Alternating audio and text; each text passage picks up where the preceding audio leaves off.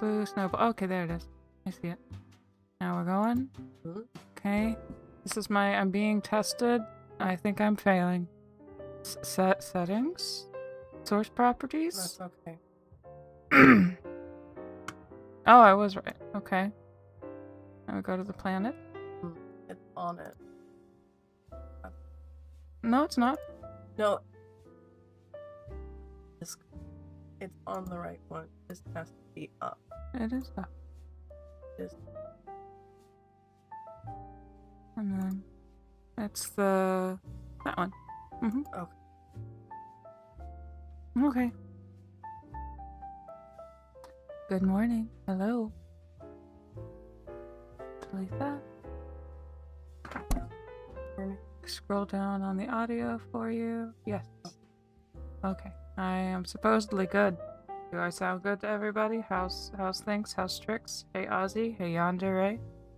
Willie, Doji, everybody. How we doing? How's it going? We got stuff happening this week. We had stuff worth talking about last week too, but I didn't have much of a voice. Or when I did have a voice, I couldn't stop coughing. So here I am. Hello. Everybody got your warm drink of choice or your cold drink? Are we ready? It's rainy here. It's kind of stormy, but nice. I will warn you if I sound a little strange today, like I'm still healing from being sick. My ear stopped up, and so I sound extremely funny. Am I the same haunted doll? No, Blitzer. This is my Sunday stream, so if you've seen Little Lynn in the chat as the main mod, that's me. Normally Miss May is here on Monday, Wednesdays, and Fridays, but then I come on Sundays for just a couple of hours to talk about some stars, do some, book scrying at the end of it. If you have a question, we can do that. That's where I have a book or several actually that I use where I can find, you ask me a question, I pick to a random page and I read you a random passage and that's your answer. Hello, good morning. What's up with the basket and the stars, Captain Lynn? Well, it's a basket. You get to decide things to put inside of it. That's what's up with the basket and the stars. It's one of the biggest astrological alignments in our lifetime. Are you ready? We're going to talk about it.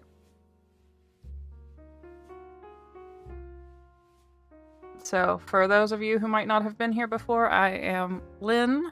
I am the main mod in chat most days on Miss May's Monday, Wednesday, Friday streams. You will see me in and out when I'm not teaching a class on something.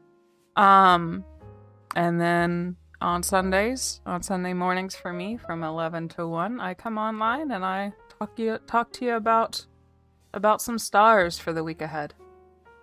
I am the mod now, You're alright, Ozzy. I'm doing okay. I'm feeling much better. But like I was talking about in the Discord, I've still got a bit of a stopped up ear, so I sound kind of funny to myself. And I'm glad that I get to read all of your comments instead of having to listen to all of you, because right now I'd be doing a lot of, huh? Huh? I don't know, right? So, this is much better for right now. Barbalt and his baskets. Yep, Barbalt's got some baskets. Less goose, yes. Less honking. Wait for real what, Lady Lapine? So, Blitzer, you'll see now that Lady Lapine is in the chat. Now she is acting as the biggest in our life. One of them, yes. This is something that's going to set off a chain. This is like the start of a chain for the next 2.5 years or so. It should be, and then like things will gradually work out from there, theoretically.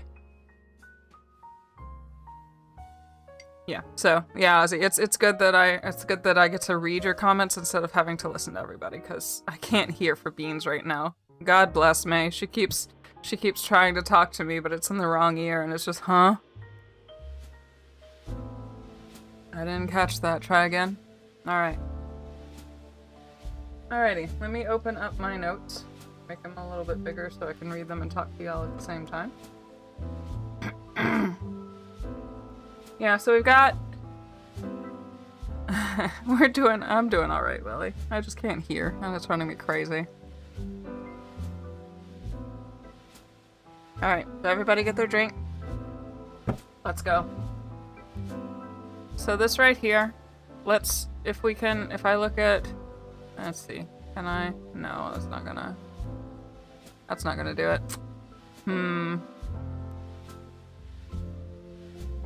Actualize some predictions and learn more and more about it. Yeah. It's been good. That's good, Blitzer. I've been at astrology now probably pretty consistently for about 4 or 5 years. And like I tell everybody who's new, I'm not perfect at it yet. So if you have any input, any insight of your own, I'm always happy to listen. And then if you ask me a question and I don't know, I will be happy to say, I don't know, let's look it up together. So, I don't have a drink. Does cereal milk count? Yeah, sure, why not? Glass of water knows it. Yep, stay hydrated. How are you doing, honey? It's been a while since I've seen you. This is Lil Lynn. There was a video I wanted to send you specifically, water, that was, it's by CJ the X on YouTube. He reviews the 10 best types of water, so you should have that video if you didn't see me recommend it to you a few weeks ago. And he's already gone. Ah, well. Alright, so. Let's go. So, Barbalt and his basket. So not all of this is a basket. Right now we're making an envelope, is what Willie saw. Then I showed it to May and she saw the star happening right here. That's fine, Blitzer. But what we're talking about specifically for Barbalt and his basket is this connection between Pluto up here in Aquarius, going down to Neptune down here in Aries, going down to Uranus down here in Gemini, then over to Jupiter in Leo. You'll notice all of these bad boys are at 4 degrees. They're all connecting to each other via trines. There's trines, these long blue lines, and sextiles, the shorter blue lines. And then at the top here, at the top of this basket, we have an opposition. Tomorrow's quest, drink all of them. Yes! Yes!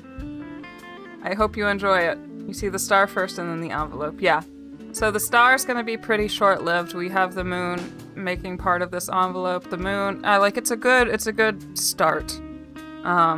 Yes, good. Please do. I hope you enjoy the stream.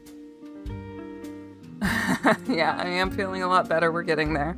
And then Miss May seems to be about 12 to 24 hours behind me, so I expect her to be turning around pretty quickly too. So the moon be doing things. The moon, she's a fast-moving gal, so she won't be here for long. This is only a few hours, but this is just kind of the linchpin, I think, to get a bit of just help get the ball rolling, right? We've made ourselves a grand air trine, unfortunately for water, not a grand water trine. The opposition looks like the basket's handle. Yes, it could be the basket's handle. I see it as like the rim of the basket, but yeah, it could be the basket's handle too.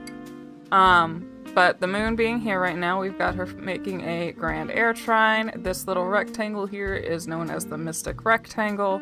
We have the moon in opposition to Neptune right now, so there's a bit of a confrontation of dreams versus reality and like the emotional reckoning therein.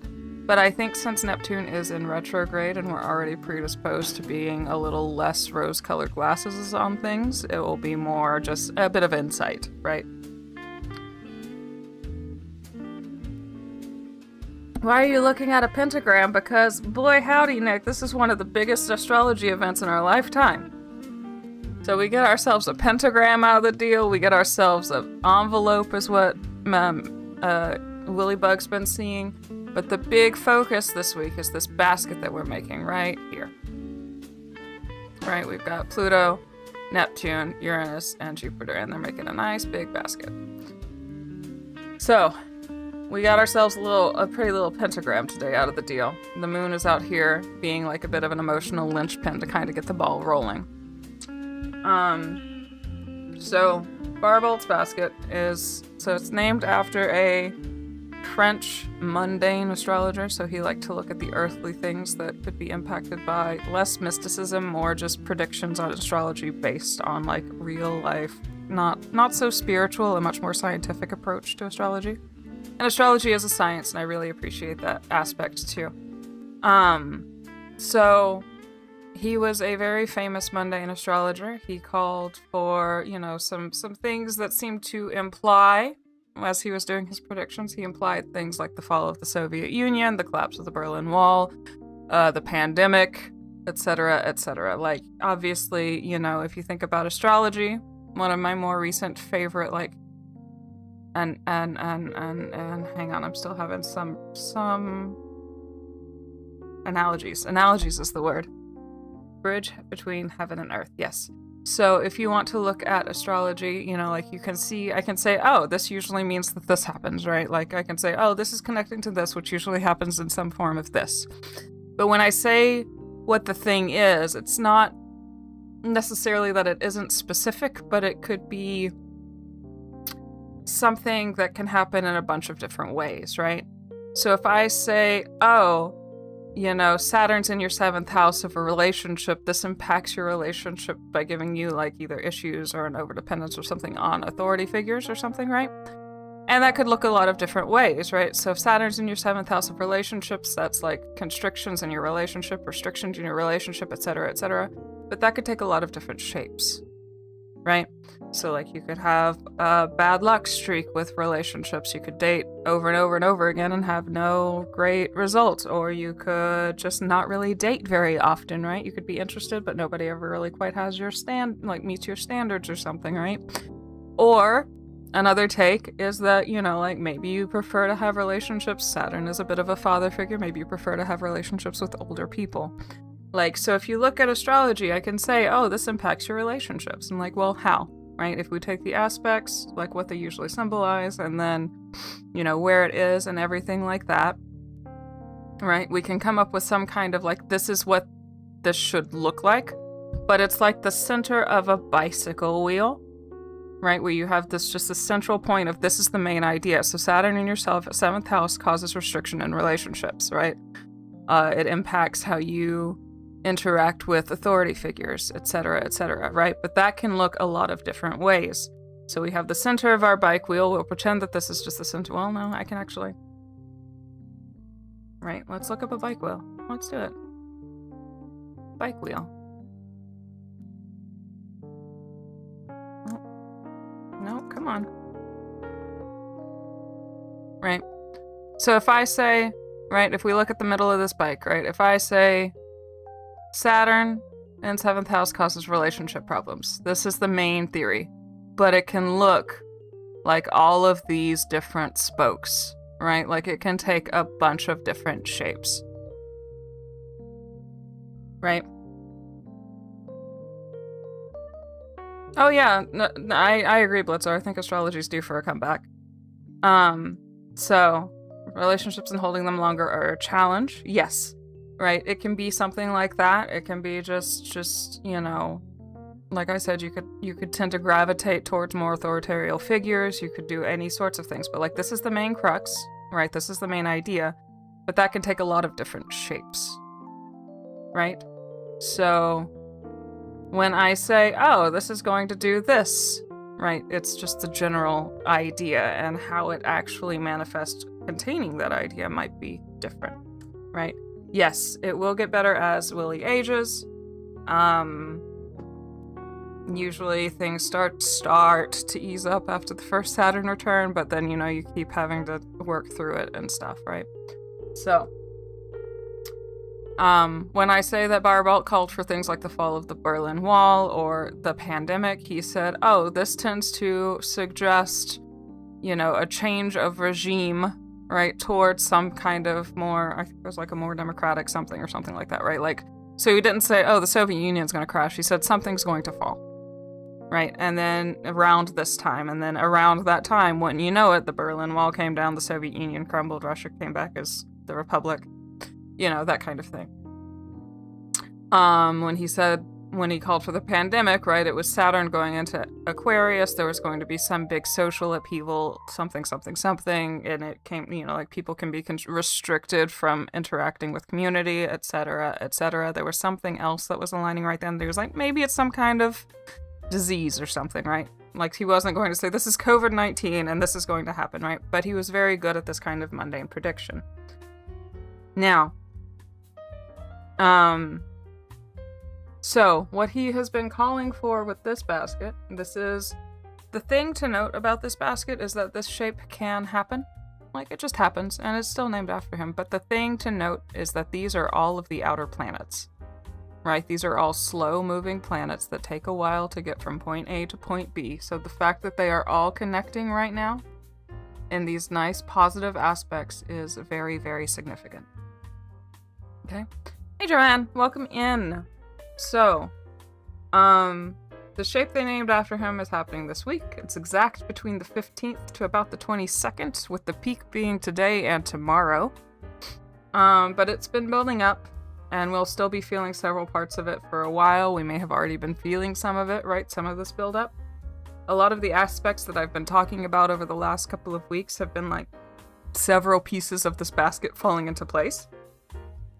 And we'll still talk about them individually and how they can impact us on a singular level, right?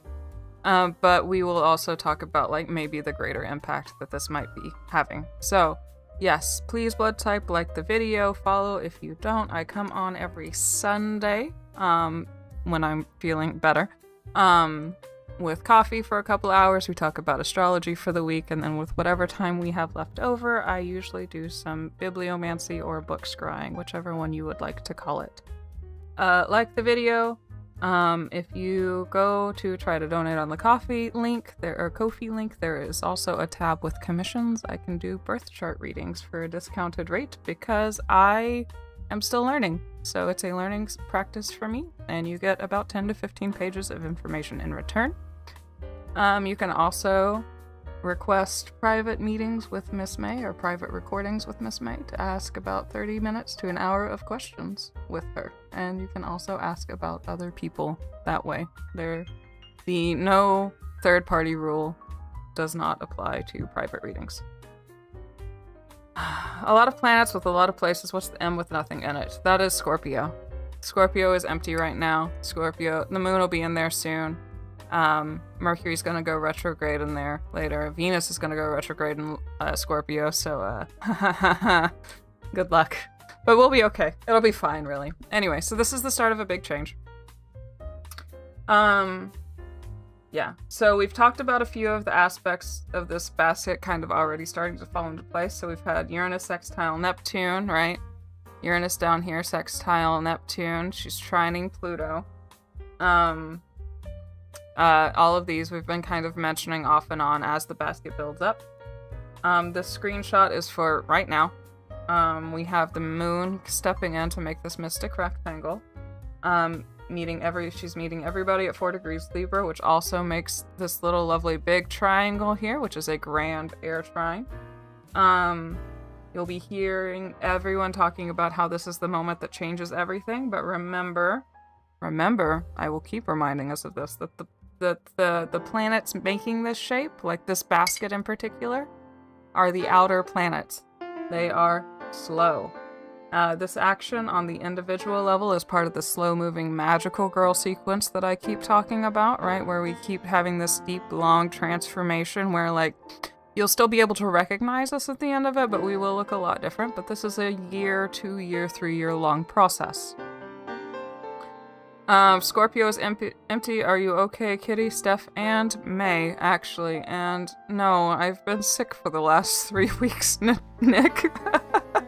I'm not doing okay. I need everything to get out of Cancer down here. I need Mercury to go direct. I need this to stop. But we will be fine. I think we'll all be fine. So, yeah, on an individual level, this is the magical girl sequence that I keep talking about. On the collective level, like Barbell said, this is indicative of huge change. And what can seem slow, aka 2 to 3 years, for a single person can seem quick as hell for 8 billion people. Now, again, some astrologers, some of the pop astrologers that you'll say is like, all of this change is going to happen right now, and we're on our way to a utopia, etc., but this one is slow. Another one that I watched suggests that it's the people born in this window who are going to be the real change makers, which I thought was a really interesting take. Kind of like, remember when we had in March, the Aries megastellium, where it was like the sun, the moon, all of it was in Aries. It was like 7 major things in Aries all at once. I was musing and wondering what the kids born under that window would be like, and we decided upon benevolent arsonists, where they have the right spirit. They're the big change makers, but they're not afraid to light something on fire. Yeah, he died like 6 months before the pandemic kicked in, right? So he didn't even get to see how correct he was about that call. But he did get to see, obviously, like, hang on. Oh, the fall of the Soviet Union and a lot of his other calls. So I think he got to see enough. And he was in his like upper 80s, right? So he was very fine. How huge is this huge change? It's big. It's pretty big. This is a big pivot point. Utopia, if only, absolutely. Yeah, so they're calling for a utopia, but, I mean, maybe. But we've still got some growing pains to get through before we get there. And he was almost 100. Yeah, see? Like, he's fine. Do you subscribe to the Age of Aquarius narrative? I'm not entirely sure, but I sure hope so. Right? Right now I'm just kind of taking things one day at a time. But yeah, I have my favorite astrologer does. And he's very adamant that this is the big, like, we had a big, with the Neptune-Uranus conjunction. No, the Neptune... Was it Neptune? No, it was Neptune and Saturn. With the Neptune and Saturn conjunction here, he was pretty adamant that between that and this basket, we are on the cusp of a huge change. And he is into the Age of Aquarius idea, so he is like, yes, we are on the right track. It is just painful to get there, and I hope so. I hope so. Anyway, so all of the some of your pop astrologers are saying that it's happening right now. Another one says that the people born in this window are going to be the real change makers. The ones that I tend to follow are like people who say that the ones born now, or that it might take a few years, right? One astrologer that I don't keep up with quite so much with anymore, but she says that it's like by 2040, 2050, somewhere in that window, like we will look back and, you know, all of us will look back and be like, what the hell was that? Right?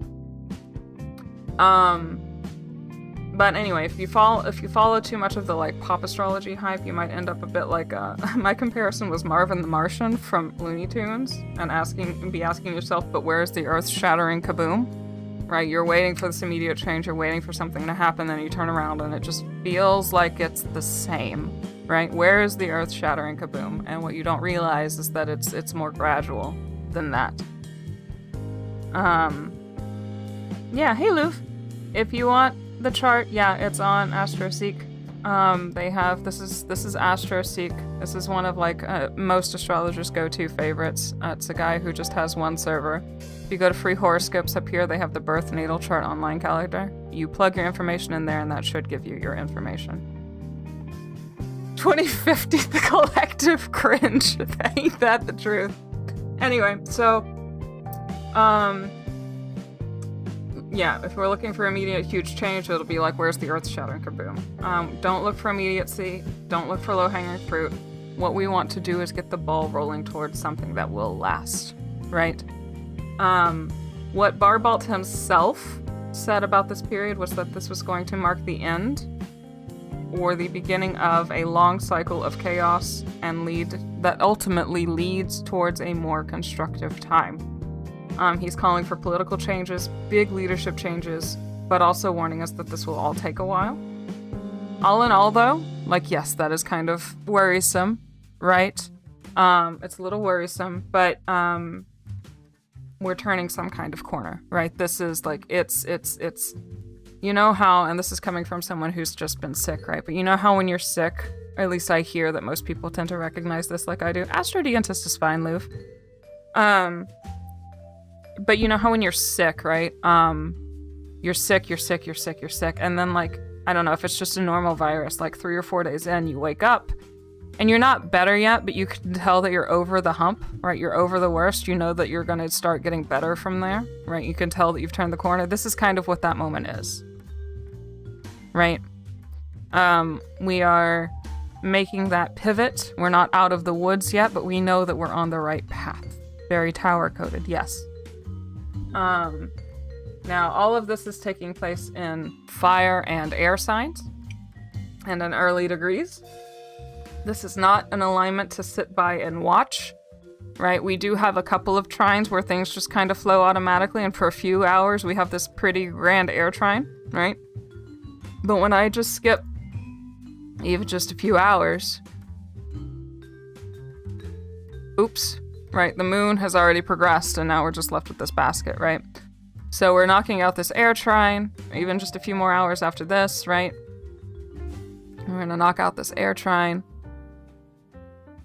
All right, it's not exact anymore. It's just getting more and more far apart. It's not gonna be as relevant. We still have this basket. This is not, we have a couple of trines, but these are sextiles, right? Sextiles are good fortune. But the thing with sextiles, with trines, things fall into your lap. With sextiles, you have to work a little bit for it. So we do not want to sit by and watch. We need to be the change that we want to see. We need to step up and act. And we are not supposed to wait around for a hero, right? No one's coming to save us. We have to save ourselves, basically. There's a quote, within recorded history, there has not been a moment where Pluto, Neptune, Uranus, and Jupiter aligned at the same degree to form this basket pattern. And another quote, this opposition is central. It asks us to reconcile personal brilliance with shared evolution. To let the self shine, not in separation from humanity, but in devotion to it. To remember that our gifts are not only personal treasures, but offerings to the wider web. Right? So, yes, as far as the age of Aquarius goes, Blitzer, what was it? Hang on. Oh no, I lost the comment. Oops, hang on, let me unlock it. There we go. Pop astrologers pulled the Romeo. They said the nuts go out even, but it was relatively chill. Yeah, but see, with the pop astrologers on July 4th, what they didn't realize was that, like, the US would have a huge heat wave and cause everything to get canceled, which is also on brand for that kind of an alignment, right? It just got too hot, nobody could do anything, everything changed, right? So I did warn people just to be careful on the 4th, just in case, just as a preventative. But yeah, no, it's the bike spokes. Like, yeah, it could have gone that way, but there's a lot of fear mongering right now with pop astrology, and that ain't chill, man. I don't want to make people afraid. That sucks. So now, when I say that this is a big change, we want to remember that there was a reconstruction period after there's always a reconstruction period after a government falls, right? Things never quite got back to being exactly the same after the pandemic. It took a while for things to come back, though, right? You remember when things like the lockdowns were easing up, we had to do special things, right? Show that we had gotten the shot or whatever the heck you had to do. When the rules started lifting, it took time for things to quote-unquote get back to normal. And even then, there's room for argument that it went back to normal too fast. You know, these changes take time, and it might not end up being a utopia. One summary that I read that I really liked is that this is a basket forming. It is an opportunity. It is up to you, though. It is just a basket. A basket just holds things. It is up to you, the individual. It is up to us, the collective, to decide what we put in this basket. Right?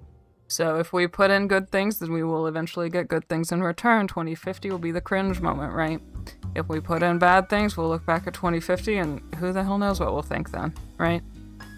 We'll break down the moving parts of what's stepping into place individually a little bit. We have been, but yeah, this is a big collective change. This is the collective telling the individual with too much power, this is enough, right? We are done. The world is a very different place. Yes, systemic changes do take a long time. Me being my authentic self invites change. I just be. Things happen. Yes, part of our gifts being beneficial around us. Yes. So, my model, yeah, I don't know, but you need to give me like a turning aspect so that I can look over and read my notes and make it look like I'm not just spazzing out.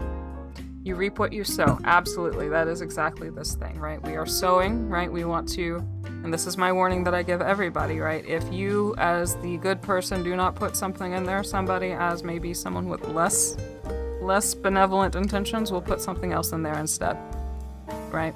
So seize the chance. Don't just be passive. What are we putting into our basket? As a citizen of the Lady Lapine Warren, what are we putting into our basket? What are we putting into our basket, guys?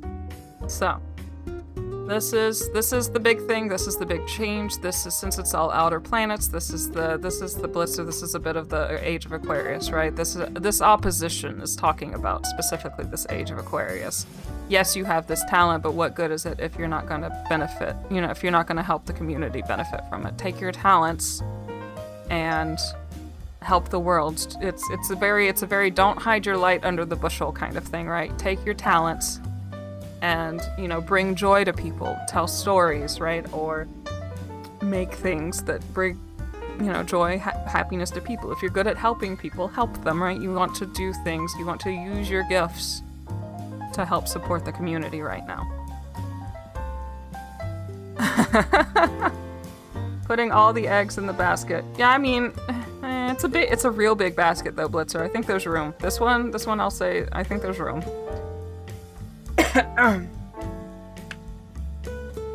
Okay, so another thing that I saw that's just a bit of an afterthought right now. I think we'll talk about it more later, but this, with all of this on the individual level, it's a very good week to be seen. So if you have an idea that you feel like saying it, you know, like, obviously we still have a few more days of Mercury retrograde. Don't say anything stupid, but like, say something. There's a good chance for like little instances of luck, right? Just dumb luck. It's maybe you won't get much out of it, but like, if you get a weird invitation to go out or something and you can afford it or something like that, just say yes. Somebody might be somewhere at the right place at the right time that can hear you. Like, it's very good for like all of this supporting Jupiter. Jupiter's another one of that. We have a nice thing going on with Saturn and Mars right now. It's just a very fortuitous time for interacting with authority figures, having people hear you, and maybe getting support, right, for things that you need help with.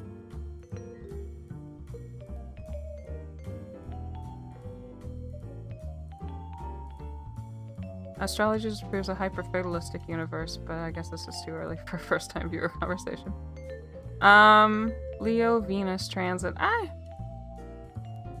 Leo and Venus is fun, right? There's a lot of fun to be had with Leo and Venus. If we think about the planets and we think about aspects, we have trines where things just kind of flow freely. That is Jupiter ruled. Venus, where is she? Our girl Venus over here in Virgo. If we think about aspects that she can represent, that's the sextile, where you have the opportunity, but it's up to you to take it, right? The payoff can be good, you just have to take the chance, right? Every season is planting season, absolutely. Nothing ever comes fast for Saturnians, and I will say with Saturn as my elevated planet, I get a bit of a microdose of that. Hyper-fatalistic universe, I guess this is... And I mean, it can prove that, but like I said, it's like the wheels, it's like the spokes on a bike. This is the core idea, but it can take so many different shapes, right? I'm scared I sowed bad things while I've been unwell. Well, I'm sure the universe knows that you were unwell and knew not to let those seeds grow.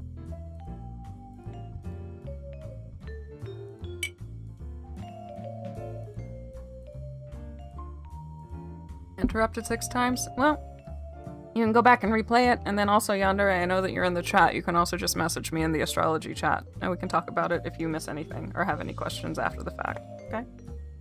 It's no big deal. Yeah, okay, so this is the big basket. One last thing to note, the basket stops being exact like this on the 22nd, but this is the start of a lot of changes over the next few years. There's a lot of planetary alignments that keep suggesting big changes. This is a collective pivot. We are rejecting what isn't working for the community anymore. Blitzer, system, usually do Placidus. I use Western astrology. If you're interested in Vedic, I know that Blood Type here in the chat has been working on Vedic astrology. World's magic system really is just vibe. What are vibes if not magic, Nick? So yeah, if you, I've been learning both with Western astrology, Placidus, and whole sign. And when I find people, especially those with like intercepted houses in Placidus, I want to give them the chance to see what it looks like in whole sign too, just so that they don't like freak out and assume that it's going to be doom and gloom, right? With intercepted houses, things tend to resolve more or less, at least what I've read, after the first Saturn return. No. So I do Western, right? I'm a little bit more spiritual with it than some people are, though, Blitzer, because of reasons. I'm a little bit, my practices air a little bit more Hellenistic, just in general. I'm evil just because I just need for things to calm down. No, don't worry about that. I use whatever makes my natal chart less bad. That's fair. No, it just, like, I like to look at both. Like, for me, when I look at Placidus, for my chart personally, not a lot changes. A little bit changes when I switch over to whole sign, but there are some people, and I like to look at both of those as, like, two different sides of you. And I also think that Vedic should be given credence as possibly another sign, too, or side of that, too.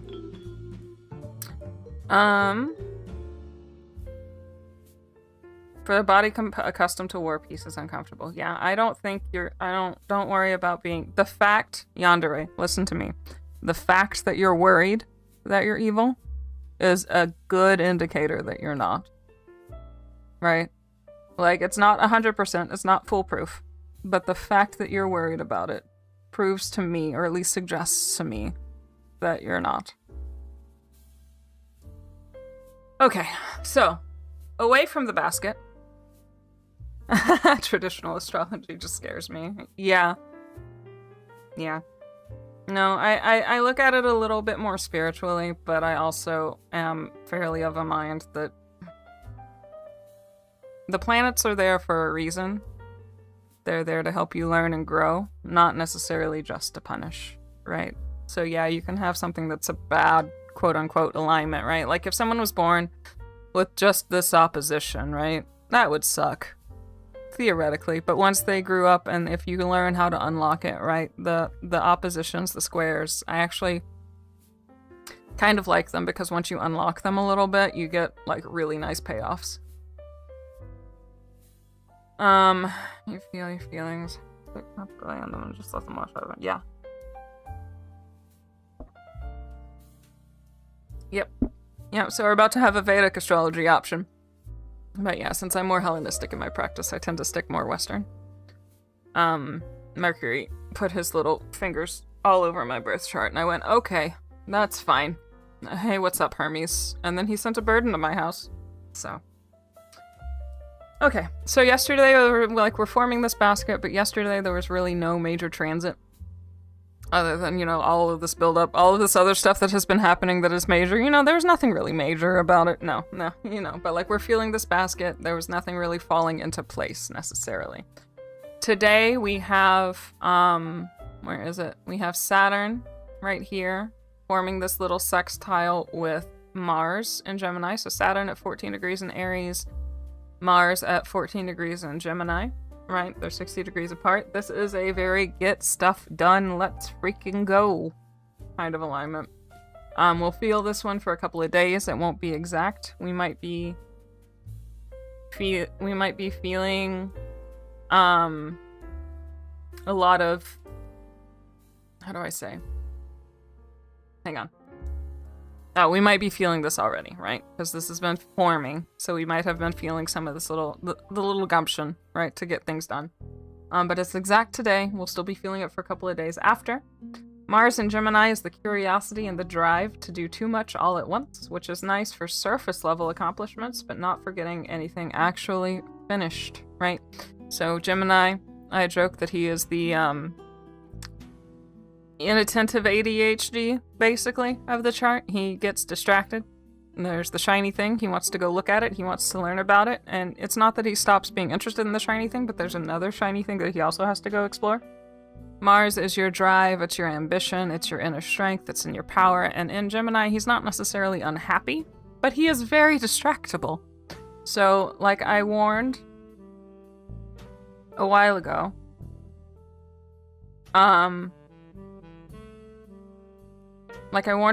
though, when Mars first stepped into Gemini, the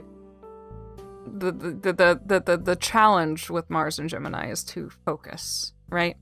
But you got little Saturn here stepping in, and in Aries, he's hot-headed, he's fine. He's not really great in Aries, but he's fine. It's better than Pisces, and he wants you to get things done. So, Saturn stepping in here to make that focus that you might have been struggling with a little bit easier. Saturn in Aries wants a plan, and Mars in Gemini, when he is given a task, is happy to think up that plan, do any research needed, and, start putting steps 1 through 5 together. And then when he's done that plan, and he's about to start working on the next plan, Saturn goes, okay, whoa, let's actually work on that plan. And then little Mars is like, you know what? That's a great idea. Right? So, Gemini is happy to think of the plan, or Mars is happy to think of the plan, and Saturn wants to give it the structure to actually get started and possibly, if we're lucky, even follow through. This is a good window for responsible decision making and taking steps towards goals. Now, reminder, Mercury is still in retrograde, so before you make any final decision, I want you to really weigh your options. But it's a good window, still. Take it slow. I think you in my gym. Yeah. Skeptical with the basket ushering in a utopia, especially since geopolitics are getting hot. Yeah, and like I said, it's not the basket. It depends on what you put in it, right? And it's the outer planets. This will take years, and that doesn't mean that there's not going to be hard things that happen between now and then. This is not immediate. This is not we have world peace tomorrow, right? This is things. This is the window where you're sick, right? You have the cold, and it's just been getting worse and worse and worse. And this is where you wake up and you say, I'm still sick, but I am on the mend, right? This is what that basket is. It is not everything's going to change now.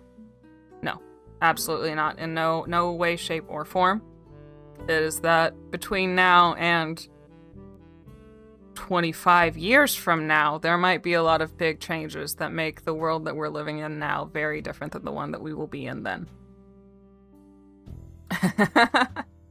Mercury is still in Cancer. Yes, unfortunately. I am tired of this retrograde. Ooh-wee. This retrograde. I have been sick for nearly the entire time. Okay. So, I did want to talk about this moon in Libra if we go back a little bit. Just a little bit. For today. When we get our pretty little... Where is it? Yeah, when we have our little envelope. It's only exact like this for a few hours, because we know our girl the moon loves to be doing things and moving fast, but it adds a lot of connection here that I thought it would be worth noting, even if she is only waxing, she's not at any like full moon or new moon state. It's still important. It's making that grand air trine, it's making the mystic rectangle, which adds that moon Uranus, or the moon Neptune opposition. I think the air, like this trine, is going to give this a little more oomph to get the ball rolling. And I think this opposition with the Neptune retrograde might help us get a bit of a reality check, right? Put our emotions in that reality check, right? Neptune's not really a hard teacher. Neptune's much more gentle than, say, Saturn, right? Or, any of the Saturn or Pluto, right? Neptune's the sweet teacher. And Neptune retrograde makes this a little bit easier, right? Because if the moon were opposed to Neptune normal, it would be like, oh, your emotions are getting fogged up by illusions, etc., etc. But with retrograde, you might be more prone to be even foggier, but I don't think any of us really are in this group. So it might be just that we get that reality check and we are in a space enough to be like,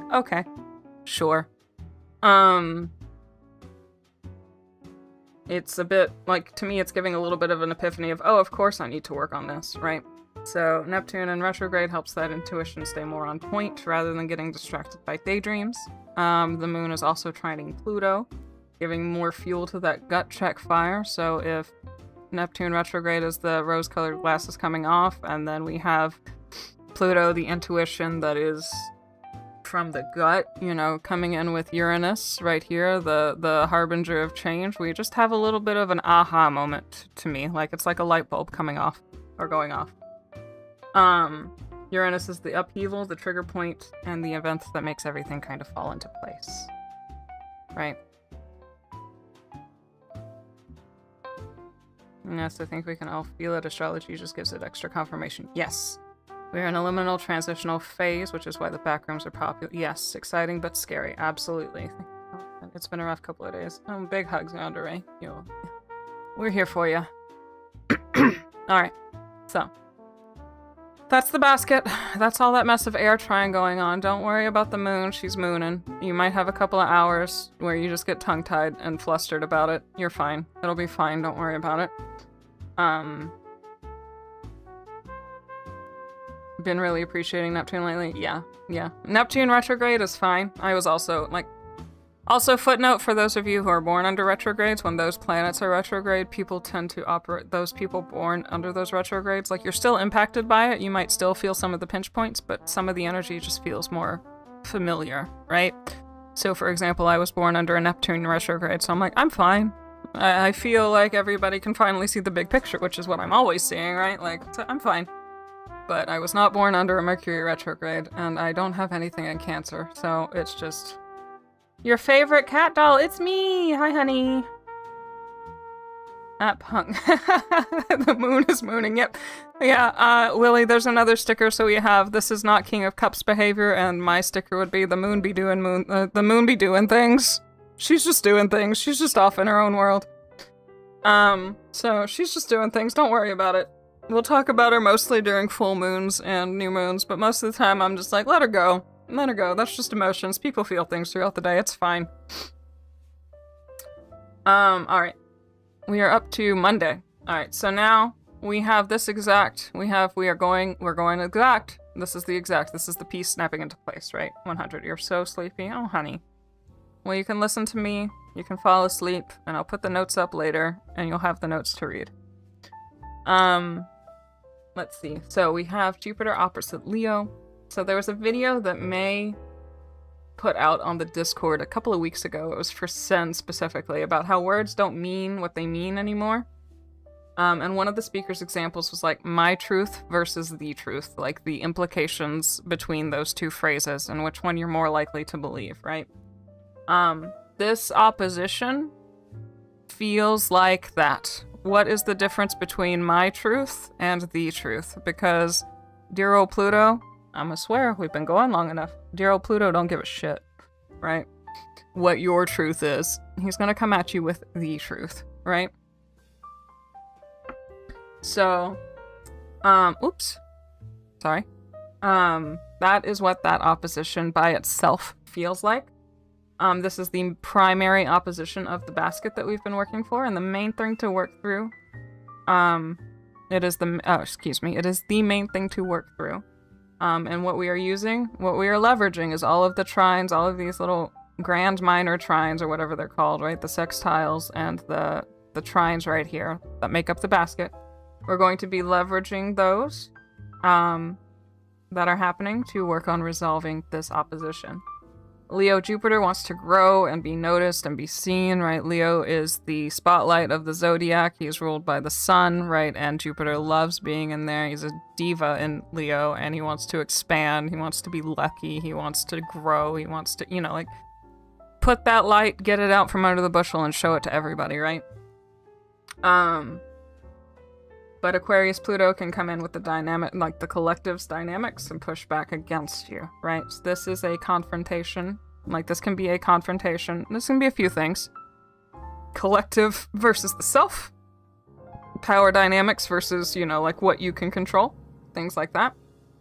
You're doing what you can right? You're growing, you're hitting your Leo, your Jupiter and Leo stride, right? And then something happens, and there's just somebody and a structure around you, whatever side of it might be, that is just saying, no, right? But if you listen, if you like really, really listen to the critique you might end up getting right now, some of it might be noise, some of it can just be people just waking up on the wrong side of the bed, right? But there is going to be some of it that will call for actual genuine consideration. And then, yeah, some of it's just going to be Pluto saying, no, there is no your truth versus my truth. There is the truth, and that is all, right? You have a lived experience, but the truth is the truth, right? Outer planets here, remember, they're supporting you, though. Even Pluto himself is sextiling and trining different things, right? He's sextiling Neptune, he's trining Uranus, you know. You can pivot, you can learn, you can grow. What we want to do right now is be honest with yourself and better identify what matters to you. The nodes are shifting next week, Blitzer. Yes. Language is a tool of expression, not expressing self. Most wield the tool of, yes. Only about 3 minutes behind now, rapidly approaching live time. You got this. Yes, the nodes are shifting next week. They will be stepping into Leo and Aquarius. So we'll talk about that on Sunday next week. We have this opposition snapping completely into place, and then we also have the trining Neptune snapping into place completely today. This one, people are listening to you, right? So we've got the pushback where we might say no, people might hear you say something and go, oh, but people are listening even with Neptune being in retrograde. You might, since these are both in fire signs, you might honestly be able to feel this one a little bit in your body. Since they're in fire signs. You'll be feeling more open, more inspired, and more able to recognize intuition and the path that you need to be on. There might be some clarity around purpose or dreams that you might get around now, which sounds really nice. There can be someone at the right place at the right time. Authority figures of all types might feel more helpful and supportive. So this is like teachers, parental figures, bosses, people ahead of you, or, you know, like just authority figures. Travel, publication, mentors and benefactors, study, all Jupiter things should benefit from this placement. There's growth and financial opportunity. Just getting on the up and up for being at the right place at the right time, or just pure chance, or just someone hears you asking or sees you doing the right thing at the right time, right? So to me, there's this opposition, there's this pushback from the collective. No, you can't. But I really want us to listen to that, because if we get any of that kind of feedback, because honestly, a lot of this, it feels like that feedback will be constructive, right? And that, when we unlock the opposition, we get the rewards. The stars are not being settled this year. The stars are sick of our shit. So. Okay. So now, let's look at... What day is this? Tuesday again? No problem. See, the moon, we were at 17, now we're at 29 degrees. She's just doing things. It's fine. Well, now we got a little paper boat now. You see? We got the boat, and we got the little mast, right? The sails. Little paper boat. That's cute. I would like that financial help, honestly. Duck, same. I would love that financial help. We are, as a community, currently seeking our platonic sugar parent. Anytime.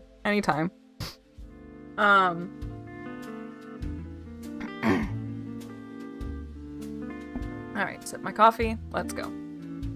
Alright, so 21st. Another piece of this puzzle snapping into place. Jupiter sextiling Uranus and Gemini. Right, we have 4 degrees, but at 37 minutes, 38 minutes, right? So this will hit 37 at the same time. This is when it goes exact.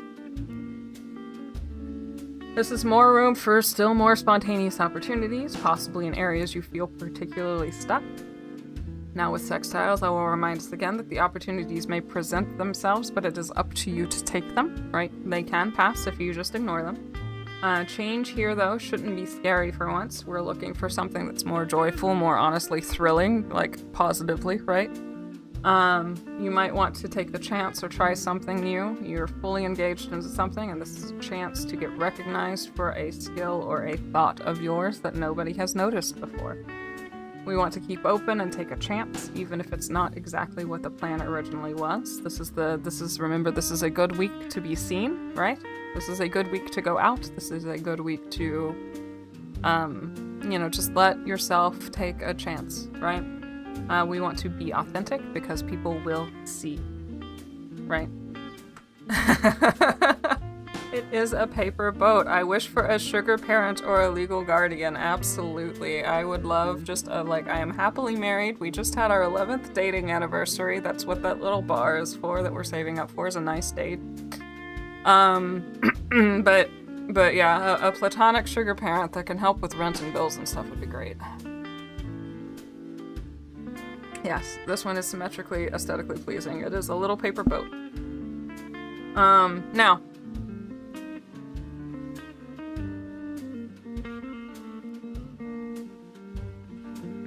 You say it's up to you, which I understand, but at the same time, upping to you is also dictated by the stars. No, if I'm a Cancer sun, I might be too meek to do anything versus an Aries sun. I mean, an Aries sun, the difference, right, is that a Cancer sun is going to think about it first versus an Aries sun just going, hell yeah, I'm in, let's go, right? For me, as a Virgo sun, so I also get that decision paralysis, I never feel 100% about anything, right? Someone can say, I could be like, oh man, I'm craving Chinese food. And then someone could go, do you want some? And even though, yes, I do want some, I will sit there and I will second guess myself like, oh, should I really spend the money right now? Should I, not go out right now? Is this a bad time? Or should we just order in? But I don't want to pay all those fees. Maybe I can just make something. I'll talk myself out of it, even though 5 minutes before that I was like, man, it sounds great? An egg roll and some lo mein. And someone pointed out to me, God love her, she was a Leo, so of course she asked me this. She looked at me and she was like, Lynn, you're never going to feel 100% about anything, yes or no, right? It's never going to be. So what you have to do, my meek dear Cancer sun, is figure out what the equivalent of 100% is to you, right? So I can go, I want Chinese food. Someone could go, hey, do you want to go get Chinese food? Then that's not a problem. And I can have all of these second guesses. But if I'm about 75% sure, yeah, actually, I want Chinese food, that 75% is my cue to take the chance and go get the dang Chinese food. Right? So, meek Cancer sun, you might be nervous about it, but really weigh your options and figure out what that 100% is to you. And then if you have that, even if you're meek, is it worth it? And if you deem that it is worth it, you do it anyway, even if you are nervous. Right? And also, Cancer suns, a little less meek than they're given credit for. Them Cancers still got claws after all. Not recommend being a Cancer sun, especially if you're a male. Next time you incarnate, add that to your list of requirements. Yeah, no, that's fine. Everybody has theirs that they have issue with. Hey, Brune, how you doing, honey? Welcome in. You just missed our big chat, but if you go about the big this basket here, we had a big chat about this up front. Sorry. If you scroll back on the YouTube side, it will be there too, but it is a big deal. Pisces for this coming week. We don't have anything really going on in Pisces right now, but if you look at where Pisces is on the chart and you look at where all of these things are for your chart, you will get an idea of what's going on. But we have some big changes.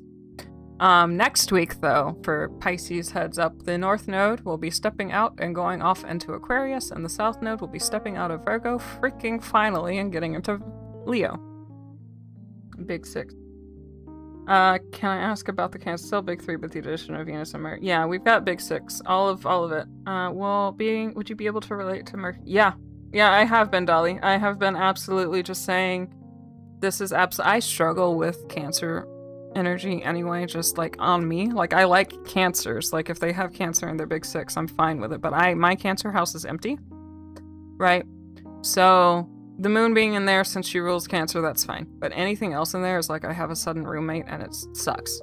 Now Mercury went retrograde. I immediately got food poisoning, and then, like 2 days after I was pretty much out of the woods with food poisoning, I got this cold or COVID or whatever the heck it is.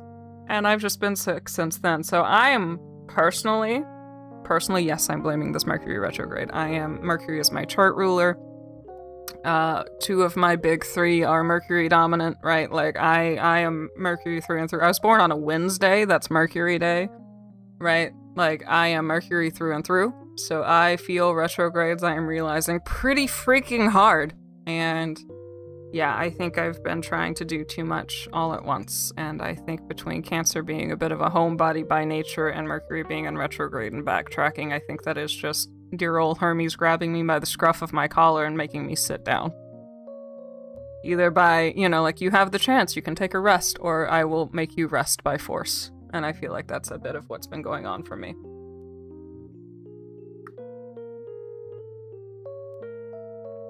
Okay, so.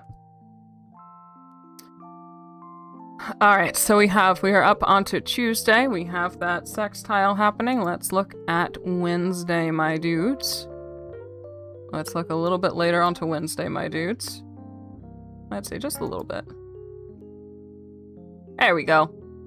Our friend, the sun, with happy Leo season. That starts this week on Wednesday. Our sun steps into his home turf. He is joining Jupiter. There's a surge of confidence. You might be feeling more charismatic. We have the sun stepping, like the spotlight, stepping into the spotlight, right? We might be feeling more charismatic. We might be more drawn to acts and creations that lean more towards self-expression, right? This is we're not hiding our light under the bushel energy, which is good. We need to, like, show what we can do and how it can benefit everybody. With Mars in Gemini here, and with the sun in Leo, we have a lovely window for personal projects and working towards personal goals. And then we can put that energy into this basket. We want to take care of our pride, right? Leo is fun. Leo is gregarious. Leo is generous. Leo is loving. Leo is a big, big, big papa bear, right? Very protective. But the shadow side of Leo, we tend to get prideful, a little egotistical. It's my way or the highway, a little bit narrow-minded, right? Obviously, I have the best idea, so why would I consider your idea? We don't want to do that, right? So we don't want to lean into the shadow side of Leo. We might be a little predisposed to, but we want to lean into the positive sides, and it's a very lovely window for that. Yeah, you're welcome, Dolly. It's a word for anticipation, waiting, like actively west. I'm resting, I must rest. I rest, but I must remain ready. That is how I tend to be when I try to rest, Yandere, is I must be on alert. Yeah, and then next week, like I said, the nodes are going to join. Right, so there's going to be, with this opposition saying, hey, we want to, see how we benefit everybody. And then with the south node stepping in, like, that'll be really coming into check, Leo's shadow side, right? All right, the 23rd. It's here. We're done. I'm done. We're still stationary. That sucks, but it's better than... It's not better. It's worse, honestly. But our Mercury, our darling friend, my boy, my dearest, my beloved Hermes Mercury is coming out of retrograde on the 23rd. Or the 24th, depending on where you are. It looks to me like it'll be early the 24th, my time. Praise be. I can finally, maybe if I'm really lucky, I can finally stop being sick. Maybe my ear's finally gonna pop. Whatever happened, whatever chaos unleashed itself during this retrograde, now's your chance to go back and clean up that mess, right? Mercury will be out of retrograde. He goes retrograde again in Scorpio next time. I should be better, though. I have stuff in Scorpio, at least. We can be done with shadow work for a moment. Maybe. Like, we're working on putting all of this out into action, right? So we've had a lot of, like, the last moon. The last new moon was in Cancer. Mercury's been in retrograde. There's been a lot of, like, inner reflection, or shadow work, if you want to call it that. We've been really working on identifying parts of ourselves, maybe that have needed a voice, right? We're trying to figure out how to give those parts of ourselves a voice, right? this is the time to put all of that learning into action, right? We can start implementing the things that we have learned so far from the shadow work.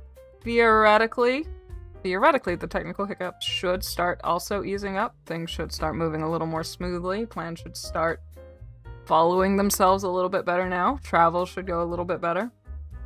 If you've been tongue-tied, communication should start getting easier.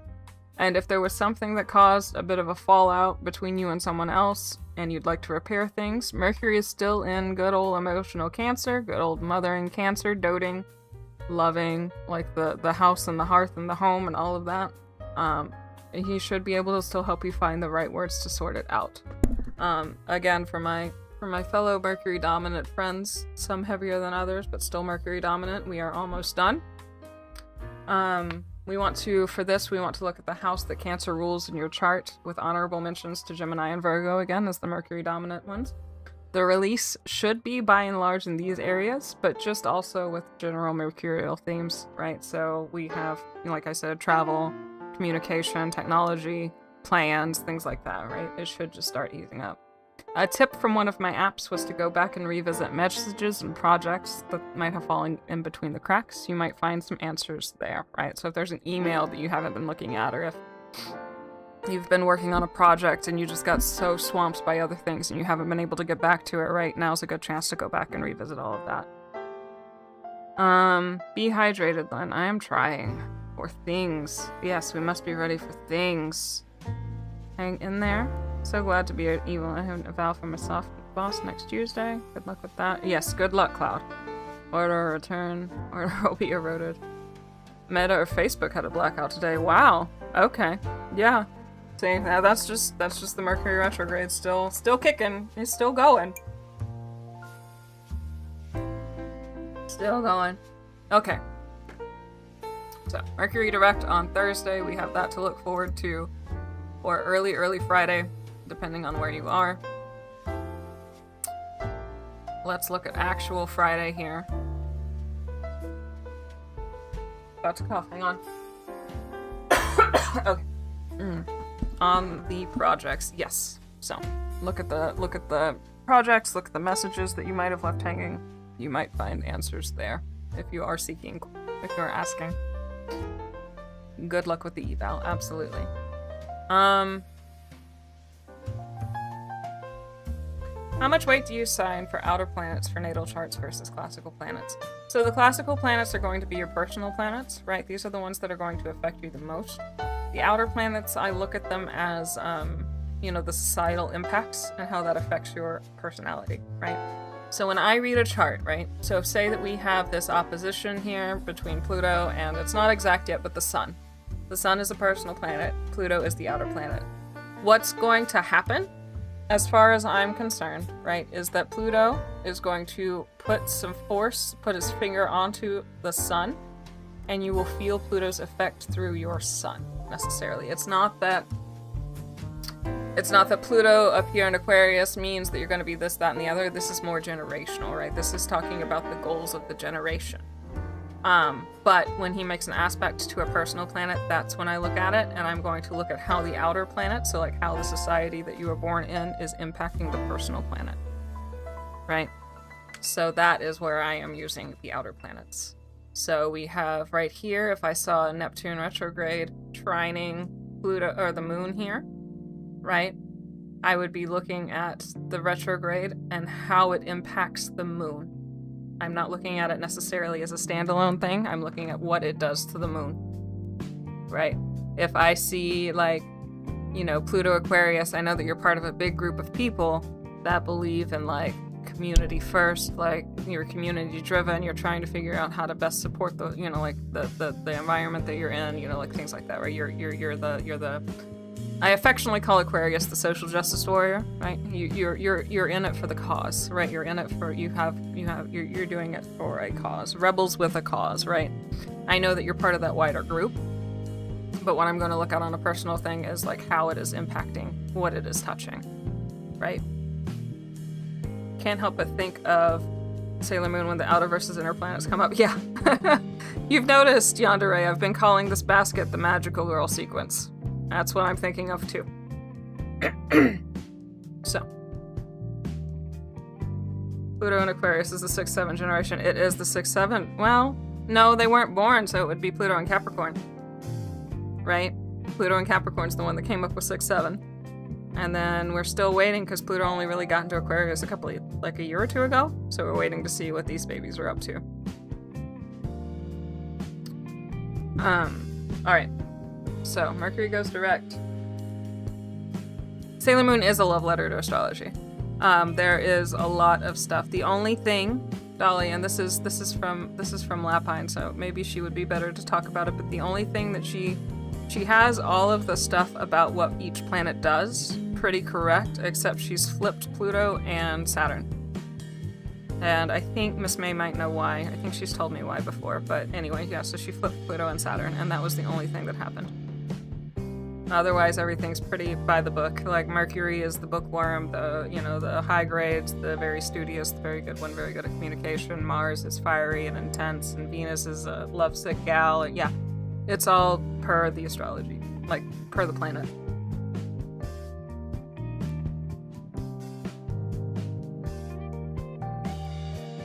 Okay, let's look at the 24th. Yeah, we had to go over the basket, so this has been a long one today.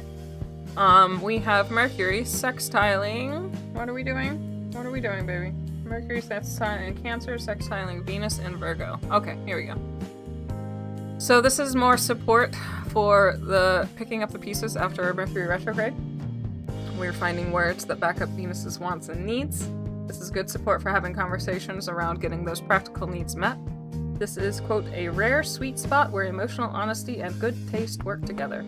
So this is a good spot, and it might help support, yeah, like I said, repairing the damage with Mercury going direct after that retrograde. You'll remember the affection, how do I say this? You'll remember that the affection, not just the devil, can be found in the details. Venus and Virgo is acts of service. Mercury and Cancer is like nostalgia, memories of home, remembering old conversations, right? So it might be like, oh, I'm going to bring my friend I'm going to my friend's house and I'm going to bring her an Oreo milkshake because she told me once, 2 years ago that Oreo milkshakes are her favorite, right? And then you'll bring it to her and she'll be like, how did you know? And you told me 2 years ago. Well, how the heck did you remember? Right? So it's very much that kind of feeling, right? Like you're remembering the details, you're doing the acts of service because you remember that this is just how this person likes it. This is also, to continue, a good window for like financial and business opportunities, especially in Mercury dominant areas like writing, client work, things like that. Another thing about this being a good week to be seen, socializing can offer very practical opportunities. The vibe this whole week is maybe socializing can be good, honestly. Like, right, that's the whole thing this vibe is. You know what, maybe the socializing thing isn't too bad. This is a, quote, good week to be available. While this is happening, right, we have more of this this magical girl sequence, this side of the basket snapping into place. This is instinct plus vision, so Pluto is instinct, Neptune is vision. This is more the magical girl, long sequence transformation. This is one of those, but remember, these are all of the outer planets, so this is one of those magical girl transformations in the show that take like 2.5 minutes out of a 30-minute episode, right? So it's gonna be a minute.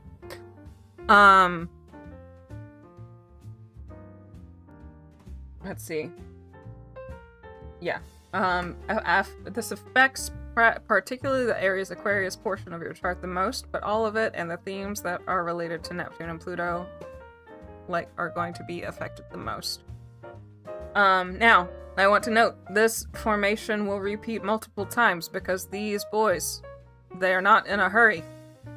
Pluto will be in here for teens of years. Neptune will be in here for teens of years. I don't remember how long. Like, it's a while.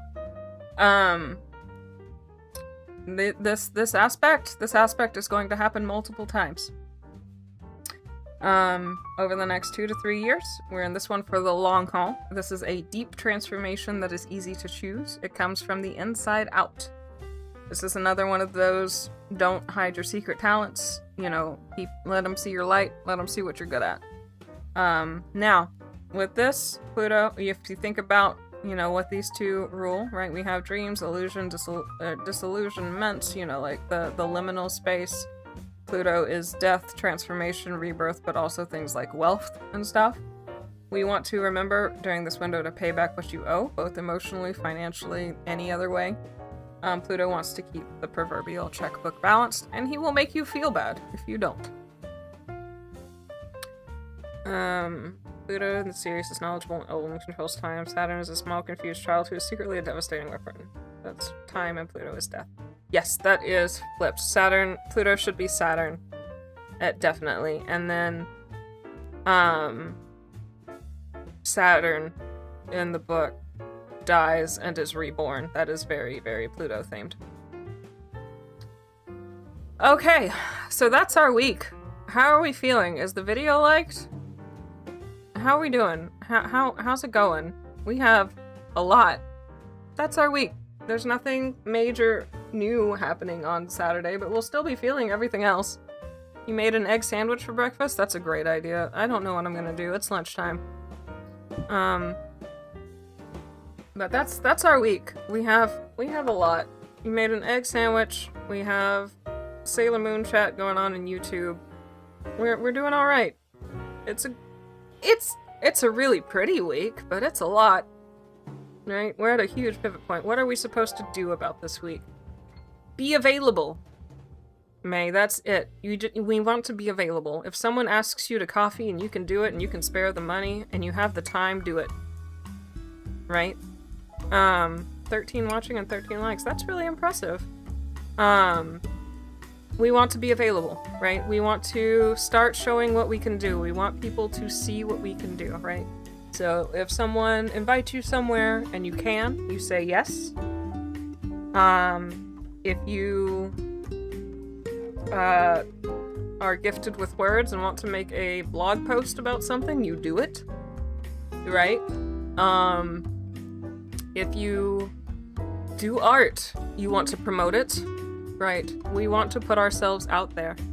That is what we do about this week. We want to be available. Thank you for the head pat, Steph. The entire year is a lot. Yes. And Blitzer, it's just getting started. I hope you had a good start to your summer, because it's just ooey. Okay. So, that is where we are at. And here is where I am at. So, I want to be a chair, but visibility feels scary. Blood type. Visibility does feel scary. That's all I got. It does. But you do it. That's what you do, right? I am not comfortable with how much I know. Oh yeah, it's Miss Mays. She got it printed for herself. She asked the artist and she said that was no problem. So yeah, it's scary, but again, as someone who is logic dominant, who has been working side gigs for the last 4 or 5 months now, and still not quite enough to make ends meet, but doing okay. Like, it's scary. That's you just gotta post and be available, promote art, put yourself out there. You can do that. Been working hard to do that. It's a great way to get noticed this week. You know, just be there. That's it. So, blood type, as far as that thing goes, maybe this is the week you start charging a little bit for your Vedics, right? Like, you don't have to charge much. I only charge $50, right? But it might be a good time. Yeah, the artist has a watermark. It's here. I can write it down.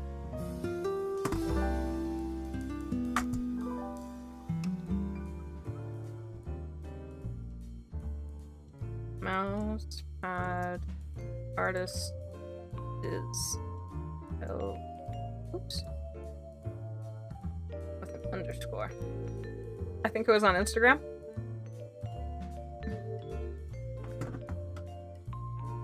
Best friends that we have, we use hungry babies don't get fed if they don't cry. Yes. Me? I sound logical?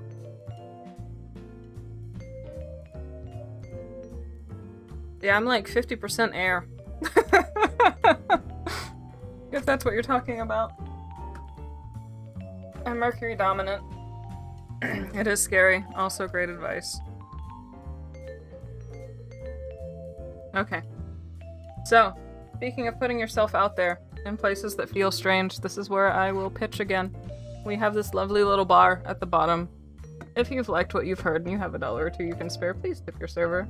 But also, if you follow that link to where you go to tip, there are places for commissions. Miss May has had 15 years or better of tarot reading practice. Very skilled, very lovely to work with. I always yell at her. Cards, not her. Because they always tell me exactly what I need to hear that I don't want to hear, or they tell me what I already know. But they are good, they are insightful, they are what I need to hear. Right, here we go, that's better. And then if you scroll down to the bottom, I can do birth chart readings. You'll get about 10 to 15 pages at about $50. Yeah. It is biblio time. Yeah, I try to be woo. I try not to be woo-woo. That's what I'm saying. Yes, I am extremely logic brained most of the time. Anyway, just by default. That is just how I express myself. I'm here you go, Blitzer. I'm a Gemini rising and I have a Virgo sun. So, I am extremely logic focused. Almost at 20 likes? Very good. That's exciting. From having to work with the emotional part, also it is soul killing over time not to fulfill. Visibility be darned. Yeah, it's hard. It's hard. So, you gotta just do it. You gotta just go for it. The blue fills you with bliss. Yeah, the office is in Miss May's, I call it the cute room. We tend to, when it's our own taste mixed together, it's like reds and golds and it looks like a nice Baroque vampire, basically. Baroque, get it? Because we're broke. But, we're like going for like that vintage antique, did I just meet vampires kind of look, right? That's how I want my house to feel. But then as, not necessarily even a compromise because she likes the style too, but like as an outlet for her more cutesy side. I've always promised her that when we could afford it, we'd get a place with a second bedroom, and that could be the cute room where she just sticks all of her cute things, right? All of her little plushies, all of her little, all of her baby blues and her soft purples and things that bring her joy and are happy. And that's just the cute room. That's the cute room. That's for me.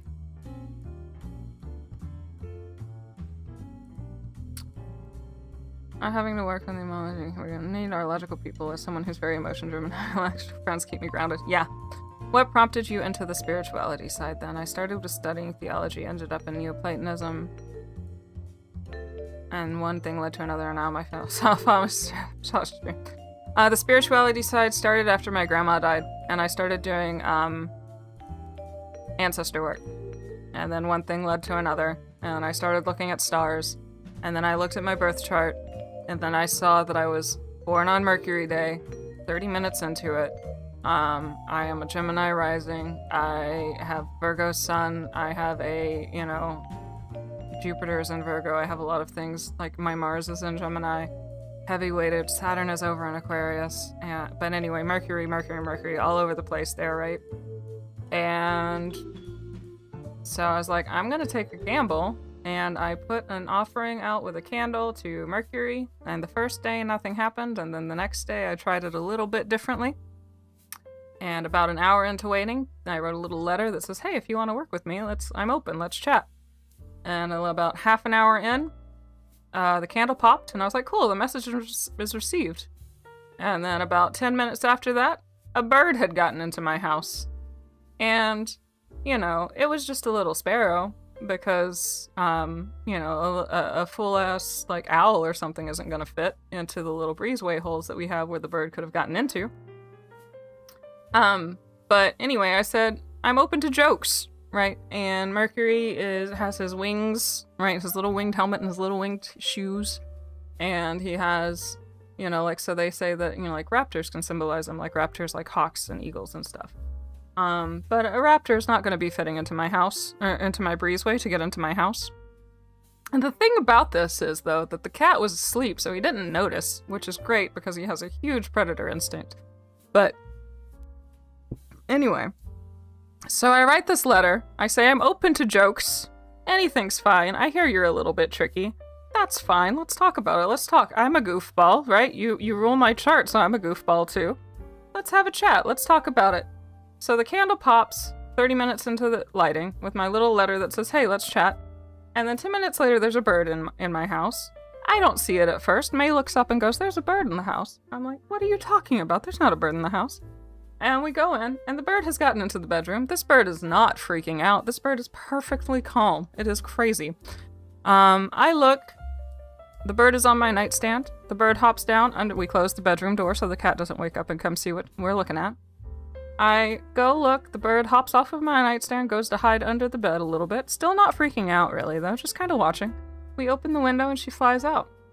And I go back, and I look at my nightstand, and the bird has pooped on my nightstand. So, you know, I just kind of took that as my sign. I was like, great, the message has been received. We're fine. This is fine. This is how this works. And that is how I got into the spirituality side of the astrology. But, that said, I am still very rational by nature, so I am not one... I try very hard to, we've been talking about this, personally, a lot, May and I, about spiritual psychosis. I'm going to always try to keep rational with things. I will always reason myself out of, like trying to see things or hear things. And so I find my information by having information presented to me, right? Actual hard information, not, oh, I heard this thing. It's, you know, I picked up a book and I found out a fact that was a fact that I really needed to know at a time. A bird pooping is not a sign of good luck. Press 0, please. Why am I pressing 0? Okay, let's see. I will press 0. I will send 0. I don't know what that is. Bird pooping is not a sign of good luck. I took it as a sign of, I'm a goofball, and yeah, I got your message. Here you go. You want a joke? Here's a bird shitting on your nightstand. And then we opened the window and the bird just flew out and it was fine. Right? Like, it was just within an hour of lighting... Yeah, you're welcome. Within an hour of lighting that candle, all of that happened. Mercurying their way out. Yep, he goofball. Yeah. Yeah, it was really funny. So, anyway. So I don't really, like, I find my spirituality through my rationality. If that makes sense? Right? Like, there are some things that we can't explain, and that's fine. I will work with it as best as I can, and if it works, great. I, too, love a goofy bird, Ozzy. Hydrate and wiggle. Yeah, wiggle, wiggle. Universe has a sense of humor. I love that, too. And I work with a couple other deities now and again. But I'm very clear. I work with Mercury the most, or Hermes. I work with him the most, besides my ancestors and stuff, right? Like, I like to leave coffee out and talk to my ancestors all the time. But I work with him the most, but with any other deity that I work with, I'm always very clear. Like, I am a goofball, I will make jokes. I am irreverent, but I am reverent about it, right? And if a deity doesn't want to work with me for that reason, that's fine. No hard feelings, right? But I've had a couple take me up on the offer here and there.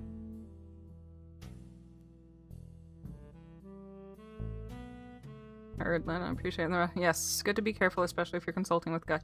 Yes, absolutely. Thank you. That's so sweet. I love that view on spirit. Yes. I try to keep it. I try to keep it real, right? And so the pitfall for this though is that I miss signs like crazy. I have to have May come back and look at me like dead in the face, go, you know that somebody told you that 2 weeks ago, right? I'm like, oh, well, I guess they did, right? So I get the signs like retroactively, but it's okay. All right, my loves. So we are at 16 likes. Tip your server if you can.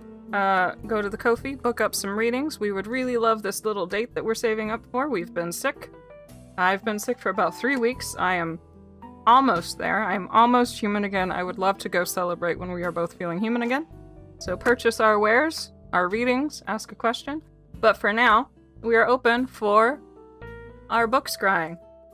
So, we have about 30 minutes. How easy is it to fall into spiritual psychosis? I don't know anything about it. Yeah, Dolly, we're gonna need to have a bit of a chat about that in the Discord. I don't know. We don't know. It all depends. I know that Lightning Bug has had to step back from some of the stuff that she's been doing just to, like, avoid falling into a psychosis. So I think we're just gonna probably all get together and talk about it at some point and like discuss what we all individually know about it and what we think and such. Speaking of lightning bug, speak of the devil and she shall appear. We were just talking about being careful with the spiritual psychosis. Welcome aboard. It depends on the person. Ozzy is right. Some people are more predisposed to it than others. Tentacula. Hello, how are you doing? Welcome on board. We have done the astrology portion of our chat. Let me update this thing in the hamburger thing. Let's see, channel. Hold tight. Almost done. We're shifting from astrology to divination. Update the chat. Let's go back to the chat. All right. So yeah, we're gonna have a bit of a talk about that at some point, just to like make sure everybody's on the same page and make sure that like we're all there to help each other on our spiritual journeys, right? All right, so we have half an hour, maybe, since it was so long for astrology today. I might stay a little bit longer. I don't know. Yes, you didn't know of the astrology? Yes, there's an astrology category, there's a tarot category, and there's a divination category. So we have now switched to divination. So we are at 18 people watching now, so if I miss your question, I'm sorry. You can just, if you ask me and I say, oh, I didn't see it, let me know. But otherwise, ask your question. If you want to, in your question, pick which book you want to use. Otherwise, I will take it as dealer's choice since there's quite a few of us. So, ask your question. It can be about anything. These tend to go a little bit fast. I will pick a book, or you will pick a book. I will find your answer. I will read it to you, and you will infer the information that you need from what I read to you. So, floor's open. This doesn't drain me as bad. If you want to ask about other people for this is fine. What is a good way to ask questions for divination? Whatever you feel like. Damn, Yandere. Damn. What? Hello? Hello? So. Hello? Thank you. Did you buy something? You bought something. You had to have bought something. Is that a birth chart? If it's a birth chart, I have one that I'm going to finish this week. Probably pretty early. I've already got it started. I just had to deal with the cold. And then I will get to it after that. Yes. Yes. Everybody cheer on Yandere. That is incredible. I am just, along with my rationality, I'm very prone to understatement, but I am very excited. I promise. If you want... Yes, big thank you. Everybody clap for Yandere.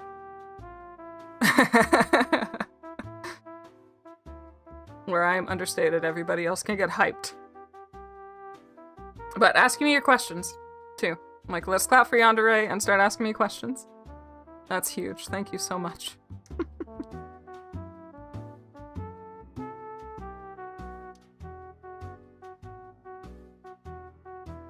Okay, you did it for a birth chart? Okay. Then I will get the birth chart started, probably sometime this week. I should be able to get it back to you, barring any emergencies, probably Monday or so. Not Monday like tomorrow, but like I have to finish up this one chart. I'll probably finish it Tuesday's my long day. By Wednesday. Tuesday's my long day teaching. So by Wednesday, so I should be able to start yours after that. Hooray, thank you. Dolly, what should I work on during my plane ride? Let's see. The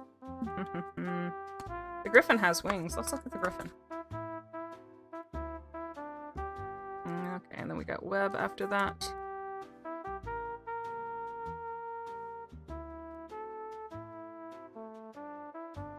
It wants you to write a letter, Dolly. It says, Maddie, will you write me a letter soon? A proper letter soon. These old cards we send to one another are fine, but I need to know more about what's happening inside of you. Write a letter. Or write a journal entry, and like make it really long. Webb asked, I have a sense of something being plotted around me, and as much as I trust my gut about myself, I feel like I was confirmation or denial from the universe. Okay. Let's see. Intuition, so Morning Star. Let's talk about webs being plotted around.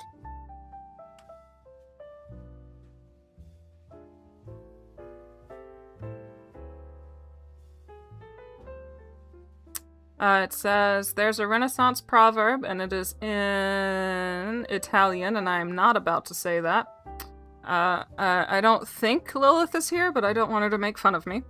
There's a Renaissance proverb that says, she who licks her lips knows the taste of her lover's desire. Your tongue has grown strong, your eyes have sharpened, soon all of your senses will be like quicksilver. So that sounds a little like confirmation to me, Webb.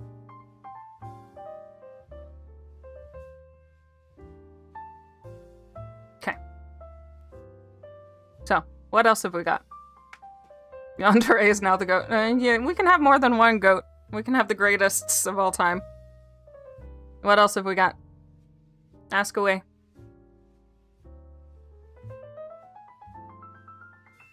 Hey, Ethan.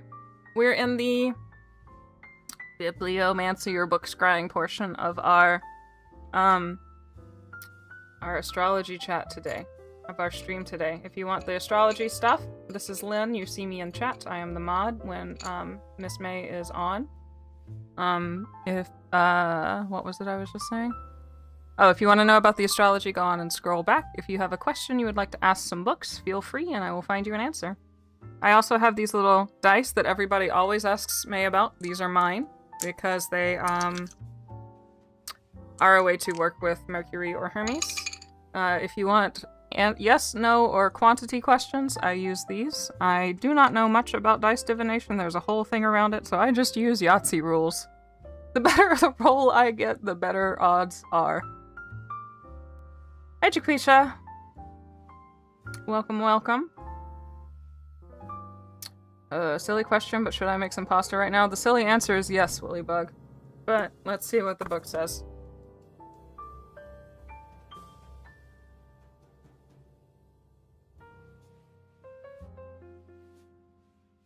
Silly answer is yes, and will you make some extra, and I will be right there.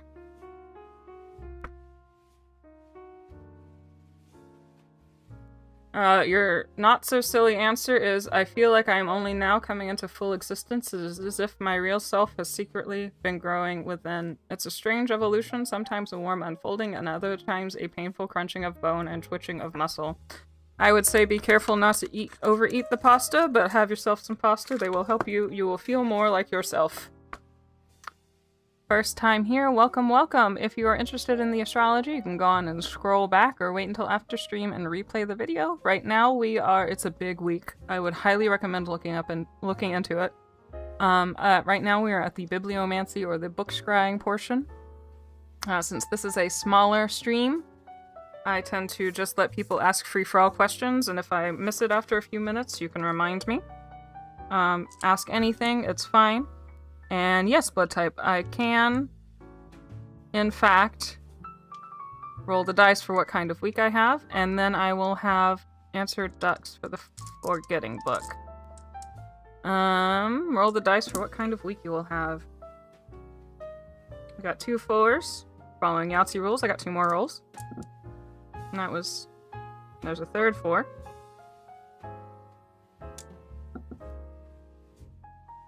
Let's see, 3, 4, 4, 4, 5. That seems pretty alright to me. You got 3 of a kind. Maybe not the best week, but it's alright. It seems like you might have a hiccup or 2 still maybe with Mercury being retrograde or what have you. But also Rise the Gemini, trying to figure out a theory of everything for astrology. I want to get into theology. Yeah. Forgetting book. What should I forge right now? What should Duck do? What should we forge?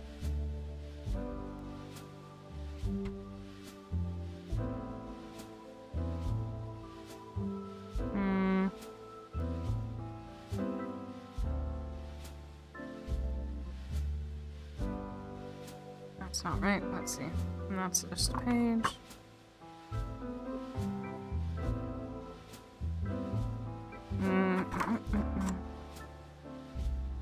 Ah, okay. Pasted inside of the lid was the torn title page from an old book. I expected the box to contain a letter, maybe some family photos, certainly some form of direct communication, including last thoughts, advice on life, a reprimand, a declaration of independence, I don't really know what, but Raphael was not a regular model grandfather, and if I'd expected him to turn into one in his latter years, I was much mistaken. What the box actually contained was a small matted oil painting titled The Arc of Moons, signed by Raphael and dated 1937. There was also a Kafkaesque handmade folded booklet. So to me, Duck, this feels like you need to work on, because this is called the Forgetting Room, right? Maybe like a memory box, right? Where I have a couple of them still in the States, where I put things like tickets and important things, like not every single birthday card I get, but some birthday cards that are like very, very important to me, right? Like just things like that. I would put them in a journal now that I tend to keep. But at the time before I was journaling and I still wanted to remember things, I would like collect things that were like very important to me, like had sentimental value. And I got one of those boxes that look like a book, you know, the type where they got it opens up like a book, but it's just hollowed out and then it's a box. And I would put, that memorabilia in there. So maybe something like that. It keeps trying to make a smell straight. Yeah, it keeps trying. And we got to something, but yeah, it seems like a not bad week. You keep trying to make something happen and it keeps having hiccups, but it's a decent number. Dealer's choice for book. Let me see what we have. We have Ozzy. Let me go back up. Oops. Ozzy. What is something I should do to help prevent burnout? I know Miss May has given me a reading to prevent it as much as I can, but I feel like I could use more guidance. Dealer's choice for book. Prevent burnout.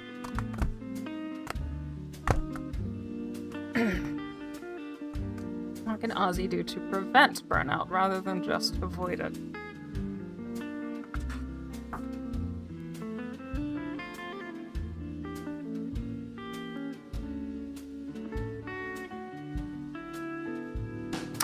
Unleash your wings and fly swiftly as you are able to...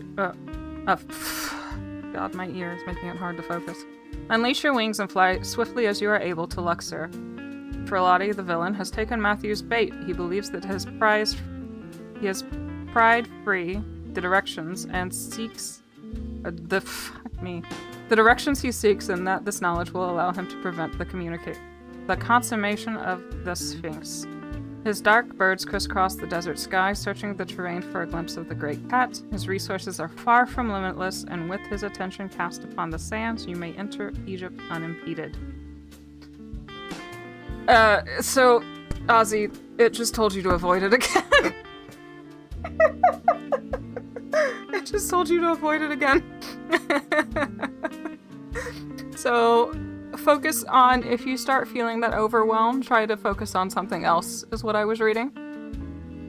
Right, try to focus on something else. If you have one particular area that feels like it is prone to burning out, then that just gives you time to work on something else for just a minute. What should I make for dinner? My question is, what should I focus more on? What should you make for dinner, Steph? I don't know. I don't know. What should I focus more on? We'll walk through a gate. We'll say that we're walking through a gate. Jakisha.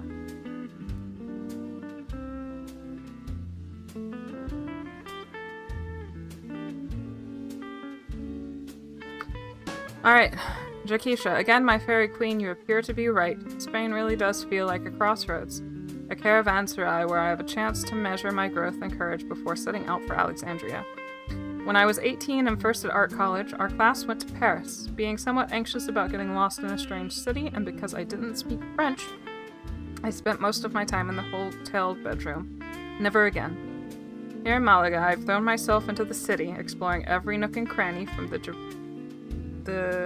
Gibralfaro Castle to the Arab Baths. I wish you were here.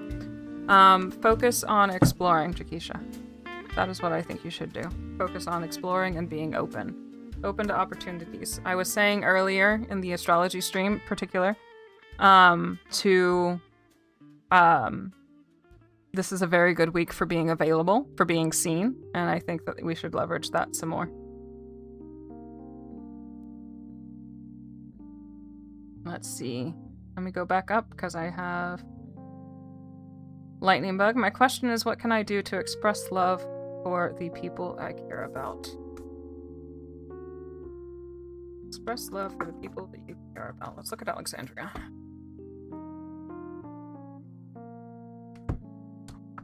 What can Lightning Bug do to express love for the people that she cares about?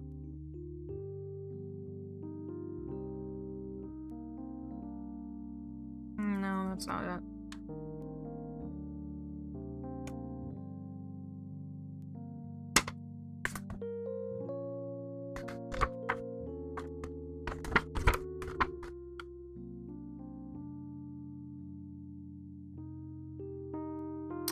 The griffin arrived and it's stunning. Thank you so much. I've attached it to a chain and I'm wearing it round my neck. Did it cost a fortune to have it made? No, don't answer that. I'll only feel guilty. It says Matthew, but I'm going to say Lightning Bug. I adore you regardless of whether you have an in-home nurse or not, and I adore the fact that you are so concerned for me. I would have thought that it might have felt claustrophobic, but it doesn't. It just seems like I'm loved. Thank you for being so open about the part of you that holds back. I understand it so well, both in you and in myself. So be open, be loving. That's really it. Be generous if you can, or as generous as you can, but don't worry about it so much.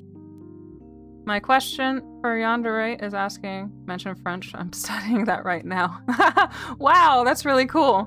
Yeah, so maybe, be open to exploring and maybe look at Paris. Okay, let's see. Let me unlock this again.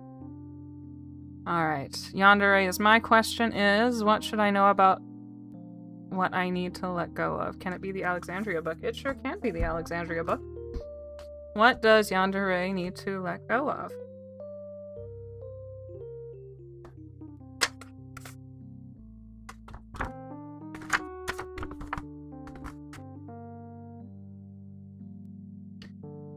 Alright, Yandere. All our lives we have been taught to select between opposites, yet the task is impossible because everything incorporates its reverse. Whichever option we choose, the other remains. It cannot be wiped away by rejection. That's why the underworld is inhabited by all that is disowned and disavowed, and it's as strong and as resilient as the overworld. Our enemy wants to hide this basic truth from us, so he insists that all things are separate. But imagine for a moment what it would be like if we were to rejoin worlds above and below. Would he and his kind still be able to hunt us down if shadows were there to defend our backs? That's what you should know about the things that you should be letting go of. You will let go of them, perhaps, but they will always be a part of you.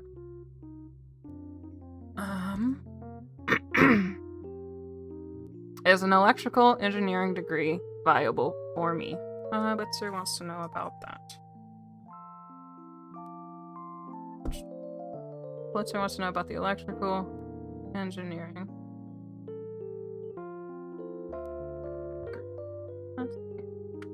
About right here.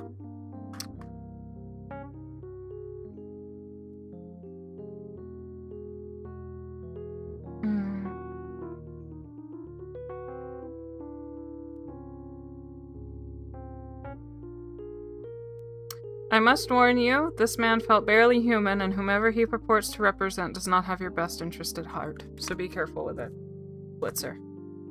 Yes, expanding your horizons is always excellent. It's very funny, I am from the South in the United States, so when I'm not being very careful with how I'm speaking, I have a very thick Southern accent. And then I am living in a country that is known with a notoriously, thick accent in Spanish. A little bit of a cowboy accent, I think is what it's considered to be. A little bit cowboy, a little bit German influence. And for that, it is also a very strange accent. And my next goal, I have a friend, I studied Japanese in college, and I have a friend from the Bumpkin area in Japan, or one of them, right? And so she has a very thick, distinct accent, and I want to learn her accent. And then so I joke and I just say I need to learn the most stereotypical little bumpkin-y accents of every language that there is, just with the way that I'm going. And my next goal, my Spanish teacher lived in France for 10 years, so I want to learn French, but I specifically want to learn Cajun French, just to keep it weird. Very good. Let's see. Hello, Orion. How are you doing? We have a big week ahead of us in astrology. Big week. If you need the information, go ahead and scroll back, but it's a very good week to be seen. It's a very good week to take a chance and go do something that maybe you would say no to otherwise. Y'all, keep on asking me questions. Have I missed any?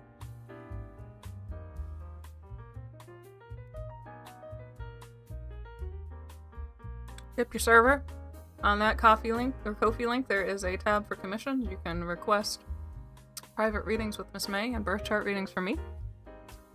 Yeah, Cajun. I desperately want to learn Cajun French. I feel like that would just, because she lived in France for 10 years. So I would tell her I want to learn French, and then I will go to Cajun French, and I will just watch her little head explode. Goal is getting closer again. Thank you to Yandere for purchasing a birth chart reading. I would love it to get filled sooner rather than later, so that as soon as May and I feel better, we can go out on that nice little anniversary date. So, purchase our wares. We have goods and services with which to offer. So, we will try to make it worth your while. This week we'll hit 500 subscribers. God, I hope so. Once we hit 500 subscribers, we will have special members only streams, at least 1, maybe 2 a month, depending. We'll have to roll it out slowly, right, for bandwidth, but we'll have at least 1 stream. And then I think the Discord will keep all the OGs, but it might need a subscription to get into after that. So if you aren't in this Discord and you want to, hop in now. Like a cousin to a Southern Belle, exactly. My next question is, would disability psychology be a good fit? This week does make sense. We are putting ourselves out there. I have had a very active stream for my astrology streams, Miss May. I don't know if you've noticed. And we're just putting ourselves out there. That is what we're doing this week. My question, Lower Than Lightning Bug, is, would disability psychology be a good fit?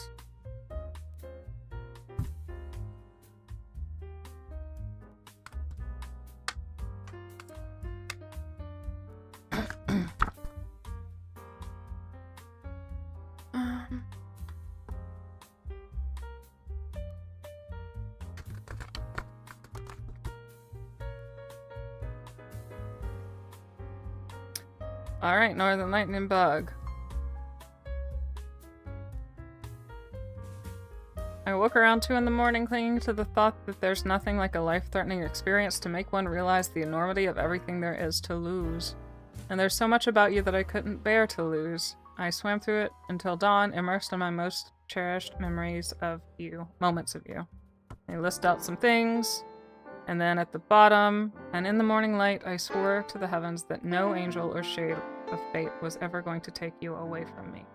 So I would say that yes, this is an option, but also if you wanted to read, just literally, there is a very capital no here. So take that either way, however you feel compelled to take it.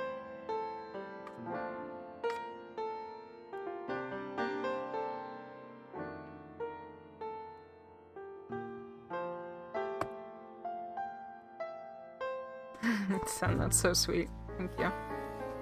So, I would look at it, you could look at it, I would say you could take it as an argument both ways, right? Like, it's something that you'll treasure, right? Something that you'll hold very near and dear. You want it close to you, something like that. That could be the yes interpretation, but then the no interpretation could be just like, there's an all caps no right there. So, take it how you want to see it, or how you feel, not how you want to see it, but how you feel compelled to take it, right?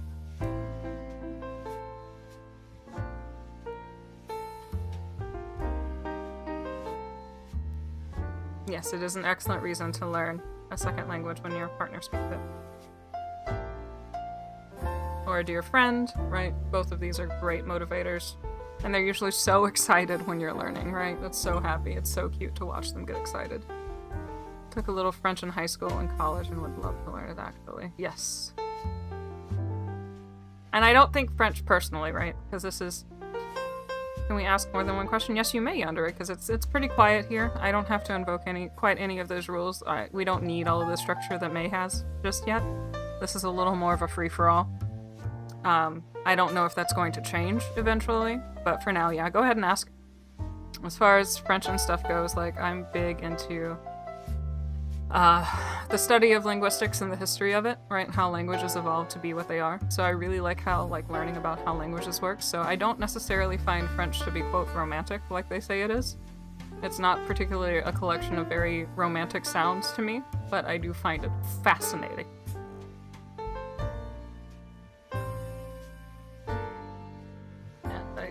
And it would just be interesting to keep going backwards and learning more, especially like if we're talking fully into like the things that I am most interested in. It is specifically the history of the English language and how we got here, because the English language is like 3 languages dressed up as one.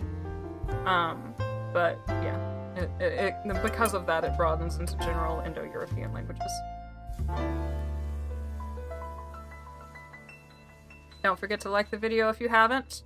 Subscribe if you need to. There's tarot on Mondays, Wednesdays, and Fridays. I've got room for a couple more questions. Which language could be considered romantic?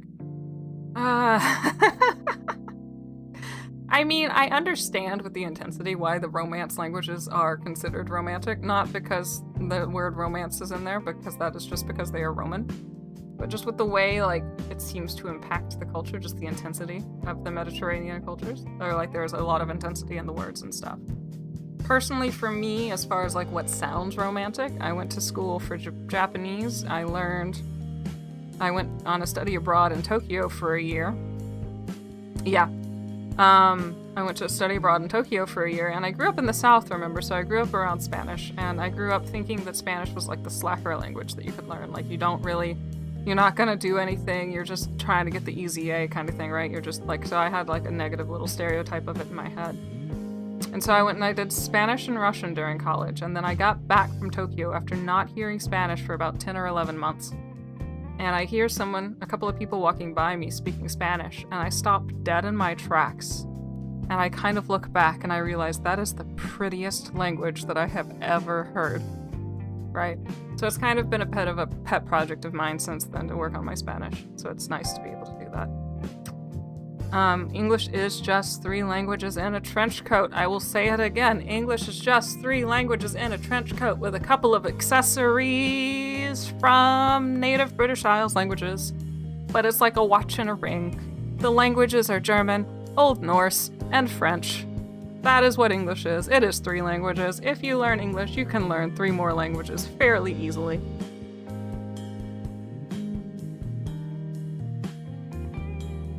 They speak so fast too. They do. They do. Happy Sunday, Allie. It is good to see you. This is Lynn driving, so we have interacted in the chat, but I don't know if you've ever made it to one of these. Ooh, what are these? These are my books that I use for, book scrying, or bibliomancy, whatever you want to call it. If you want the astrology for a week, you just kind of scroll back to the beginning. It is a very big week for astrology, possibly one of the more important alignments of our lifetimes. But now that we are after that, if you want now, you can just drop your question and I will look at it, I will contemplate it, I will pick a book, or you can pick a book for yourself, and I will find you an answer. Will I achieve my goals? Let's look at,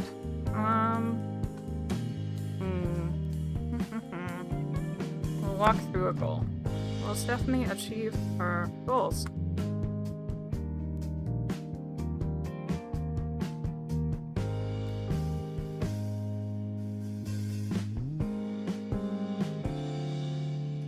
Alright. Steph, I've decided to throw caution to the wind and meet up with the woman I've been corresponding with for over a year. I realize the absurdity of leaving everything behind for someone I've never seen, but I love her. Finding a way to be together hasn't been easy. In fact, it's been something of a metaphysical conundrum. But we are going to see if we can meet in Alexandria. So will you achieve? Not if you don't try. You have to try.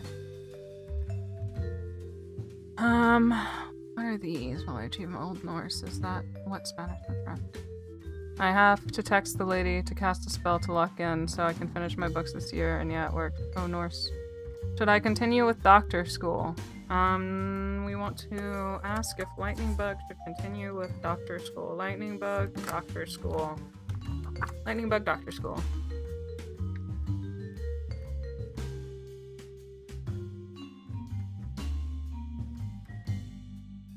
Not that one.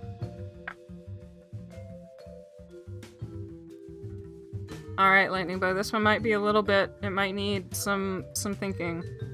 But let's see. With the window flung open to the streets of Genoa, I float in the lotus pond of my bedspread.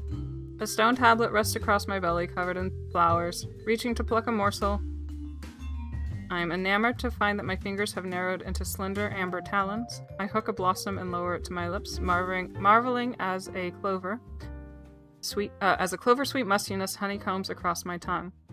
After flavor shoots around my mouth and my whole body reverberates. Ah, that's how it is. Sorry, we still have Mercury retrograde. I've got another couple of days of this. After flavor shoots around my mouth and my whole body reverberates. I gulp down that great mouthfuls of pond water that taste more exquisite than anything I could have ever imagined. These sensations have continued beyond that working dream. My mouth has developed an intelligence of its own. Everything has savor, not just herbs and spices, but even this evening's pasta imparted to me the history of its birthplace in the wheat fields of Sicily. My question is, what should I transition my career to, or any advice on the job sector? Let's see, what does Yandere need?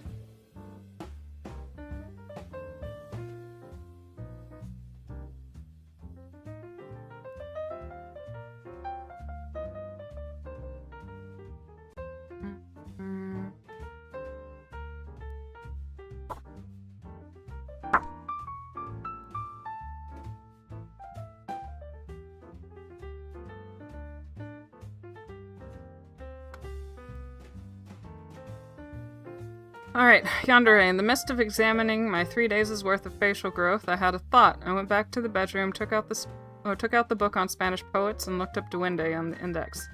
There were 2 additional references to the one I'd already read.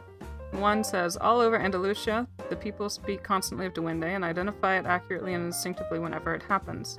This mysterious power, which everyone senses and no philosopher explains, is, in sum, the spirit of the earth, by Garcia Lorca.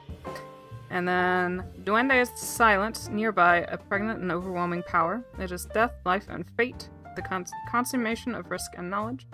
Made visible, it is huge, potent, patient, but less tolerant than anything the human will grasp.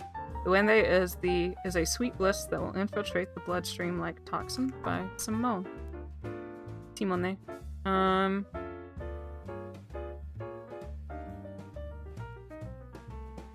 On the next page, we have something talking about painting. Once upstairs, I stared at the painting, and for a moment I thought, I don't know what to do next. Then I thought, so what? What does it matter whether or not I'm doing it or what I'm doing or not? Raphael is here, guiding me and encouraging me, cajoling me. I worked fast, using his methods, playing with the materials to see what would happen. When the pictures started to work in some sections, it became more difficult, and the changes I made were less radical, though I still wouldn't allow myself to become precious. I kept going all morning, mostly crawling around the floor, but eventually my knees became stiff, and I got up to take a better look at my progress. Bibliomancy, yes, cool. I have so much work set to do for the week. Should I be worried? I tend to overthink a bit. Let's see. Overthink? Should Ethan be overwhelmed? Should Ethan overthink?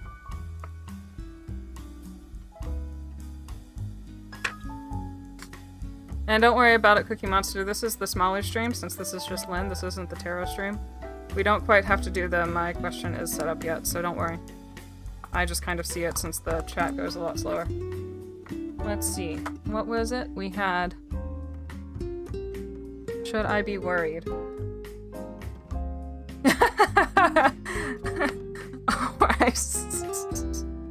Let's see, Ethan.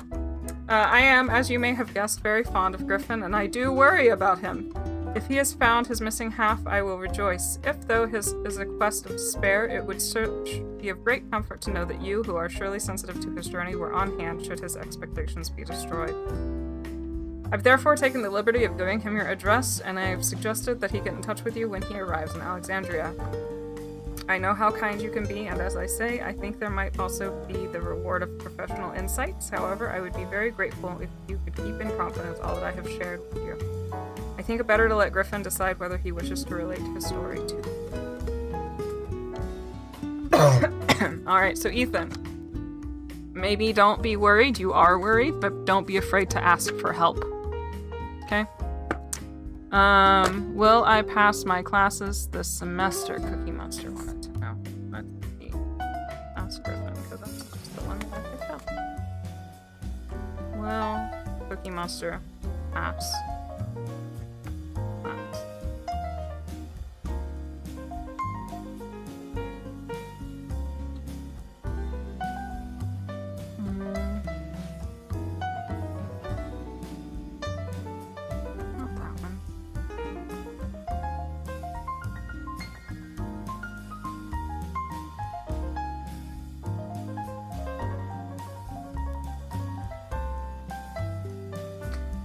Alright, wait, Cookie Monster, we have, you've carried this burdensome gift for many years, and I regret that we are offering support so late in the day.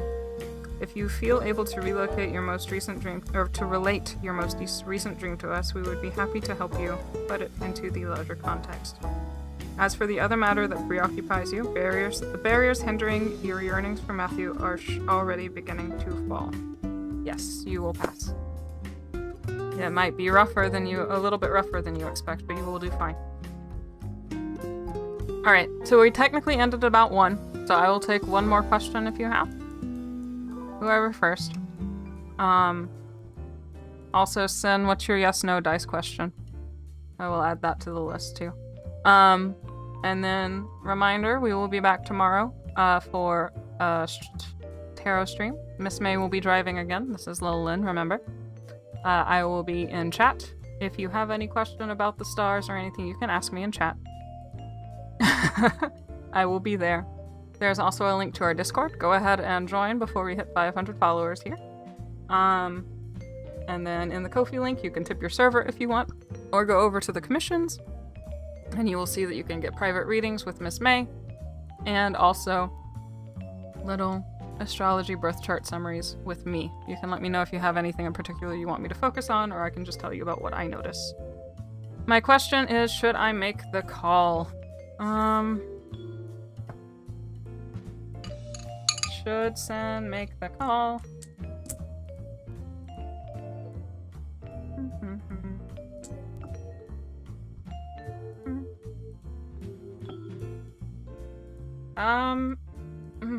Instructions unclear. Your dice question is 3 of a kind with something divisible by 3 and a 1. So you have 3 3s, 1 6, and a 1. Or I can check the book. But that was your dice question, unless you want to see. Or I thought it was your dice question.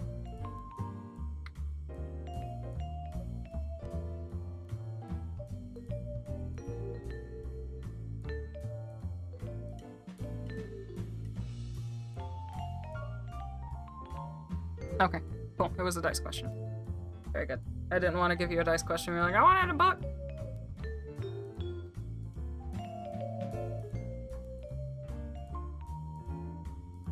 Y'all got Protestant on me, all afraid to take me up on the last question. Sitting in the back.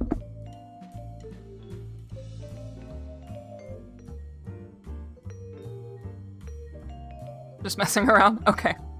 Well, then I would say, yeah, if I were to give you an answer, I would say yes, because it's like, this is the thing to make all 5 3s, right?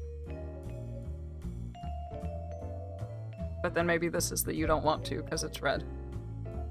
Good tactic, though, son. Yeah.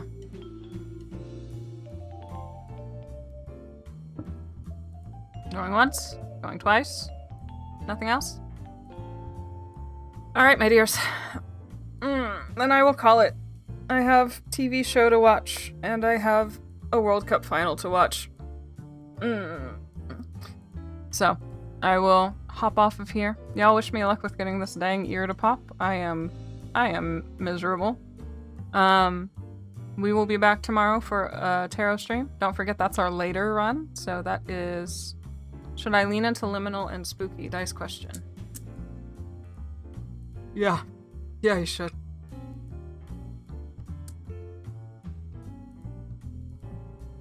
Yep. Liminal and spooky, full house. Otherwise, I will be around in the chat during tarot. I will be on the Discord pretty much whenever, as long as I'm not asleep. Sending me all the health that I have to spare. Well, don't send too much. I know you said that you have to spare, but still, just be careful. I am more or less fine. I just wish I could hear. So, alright, my dears. I will see you tomorrow. And you are welcome for guiding you through the stars. Don't forget that on the YouTube side, this will save. You can go back and go through. So the folks on Twitch who might have missed it, just go to Lady Lapine on YouTube and go back and watch it if you need to. Have Benadryl, that might help the fluid behind your... Maybe! It might. I don't know. Alright, I'm out of here. I'll see you later. Bye.